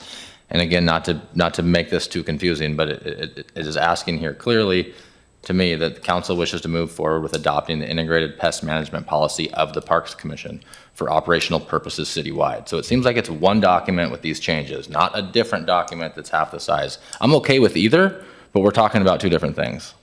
Right. So the council direction is to move in the direction of council having its own policy that is consistent with the parks policy, understanding that parks will be a lot more complex because they manage a much wider, larger portfolio of lands.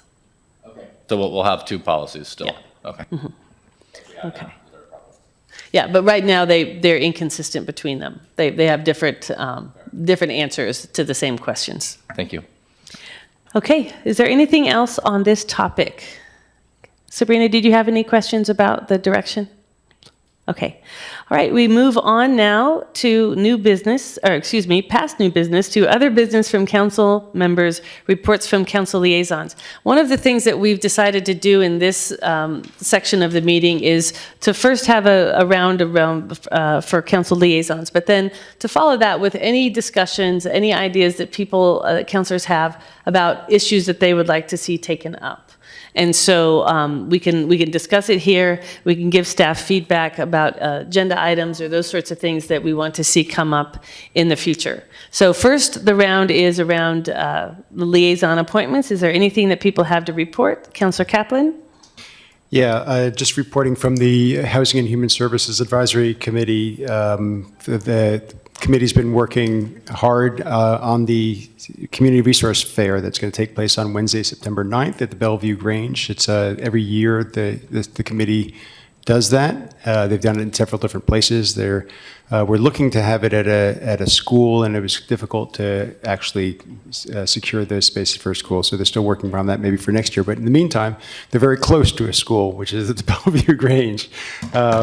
This is a whole bunch of community partners on issues that can get the resources for the community. And the idea of having it close to a school is that it can draw in young people, students from the school as well, parents and students. And I think they're talking about having not child care per se, but some attention to young people as their parents are attending the fair.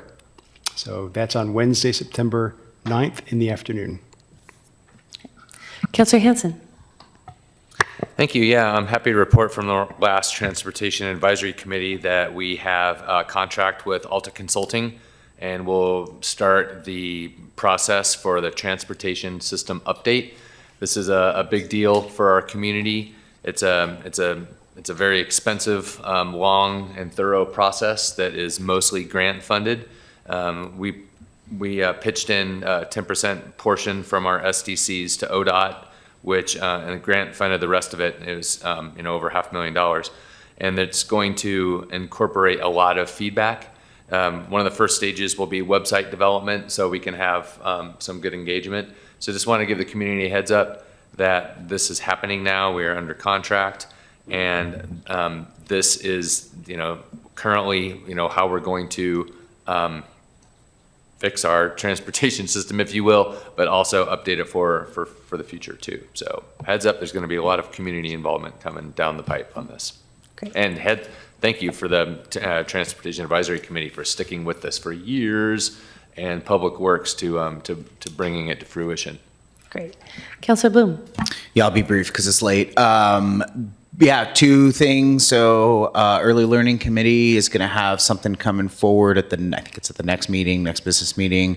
Really exciting. Basically, what does the future look like for a grant program to continue that would be outside of the city? So definitely we'll be looking for some support from council on that. So that we can kickstart that and keep that good program alive. And then on the other committee that I'm assigned to, not so fun, controversial, of course, wanting to do the trail in Lithia Park. Glad I'm not on APRC having to sit there and go through that decision-making process. But yeah, it'll be a doozy. So tune in, show up tomorrow night here in council chambers. Isn't tomorrow Wednesday? No, sorry. Yeah, no, tomorrow, Wednesday, the 5th of August. That's it. Oh, and I had two items I want to bring up, but they were addressed kind of in the meeting. Yeah. Great. Any other announcements, liaison appointment announcements? No, all Councilor mine were Dale. canceled except for one, so it's planning and others fell on holidays, so it's not for a lack of wanting to try, but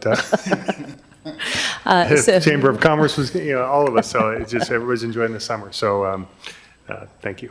Yes. So in terms of the Jackson County Public Safety Coordinating Council, we've had the discussion of the jail beds that have been closed. So the Jackson County Jail closed 62 of its beds, which represents about 20% of its capacity.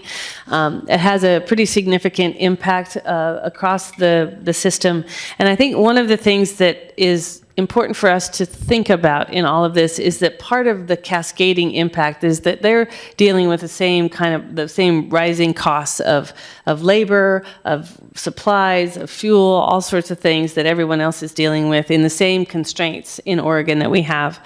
But also, their medical costs have skyrocketed. And one of the things for us to keep in mind is that when somebody is in jail, they lose their public benefits. So Medicare will not pay for you when you are in jail. So if you're on the Oregon Health Plan and you get taken to jail, any medical treatment that you have while you're in jail is paid for by the jail. And so that's one of the things where when we don't handle some of these other issues, it feels like it's a discrete element. The health system is a discrete element, but it actually spills into other places when that system is not functioning.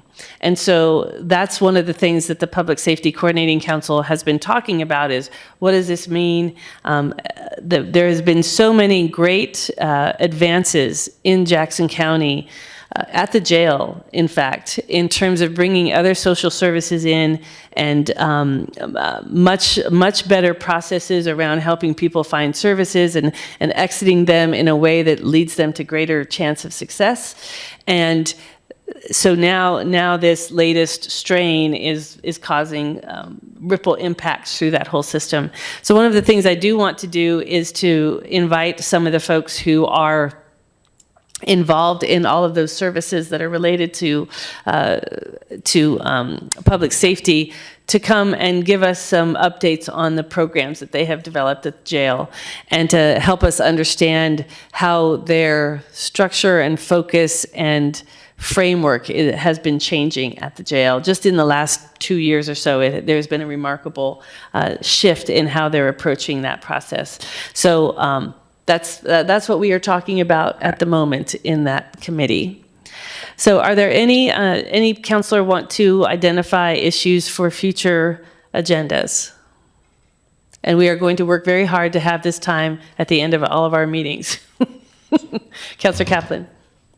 So I already mentioned it. We talked about I think you said it's going to be on the agenda pretty soon, the Community Wildfire Protection Plan implementation plan. So I'd like to see that as soon as possible because I think it's been a year. I'd like to see a report on progress to date and what our next steps are to really implement the plan fully. And is there general agreement? Yeah. As a direction from council? Yes. Okay. Go ahead, Councilor Sherrill. Yeah, thank you, Mayor. Yeah, I would second that. I would love to see some forward progress. And the way I remember it was the city was going to lead with doing fire hardening on their buildings first, is what I remembered. So lead by example. So I'm curious as to how that's going or how the planning, at least, of that's going. Okay. So that'll be an upcoming agenda item. Anything else? Councilor Duquesne, did you raise your hand? Oh, it's like in the bidding, right? I saw your hand go up. All right, so the floor is open for a motion to adjourn. So moved. Second. All in favor? Aye. Meeting is adjourned.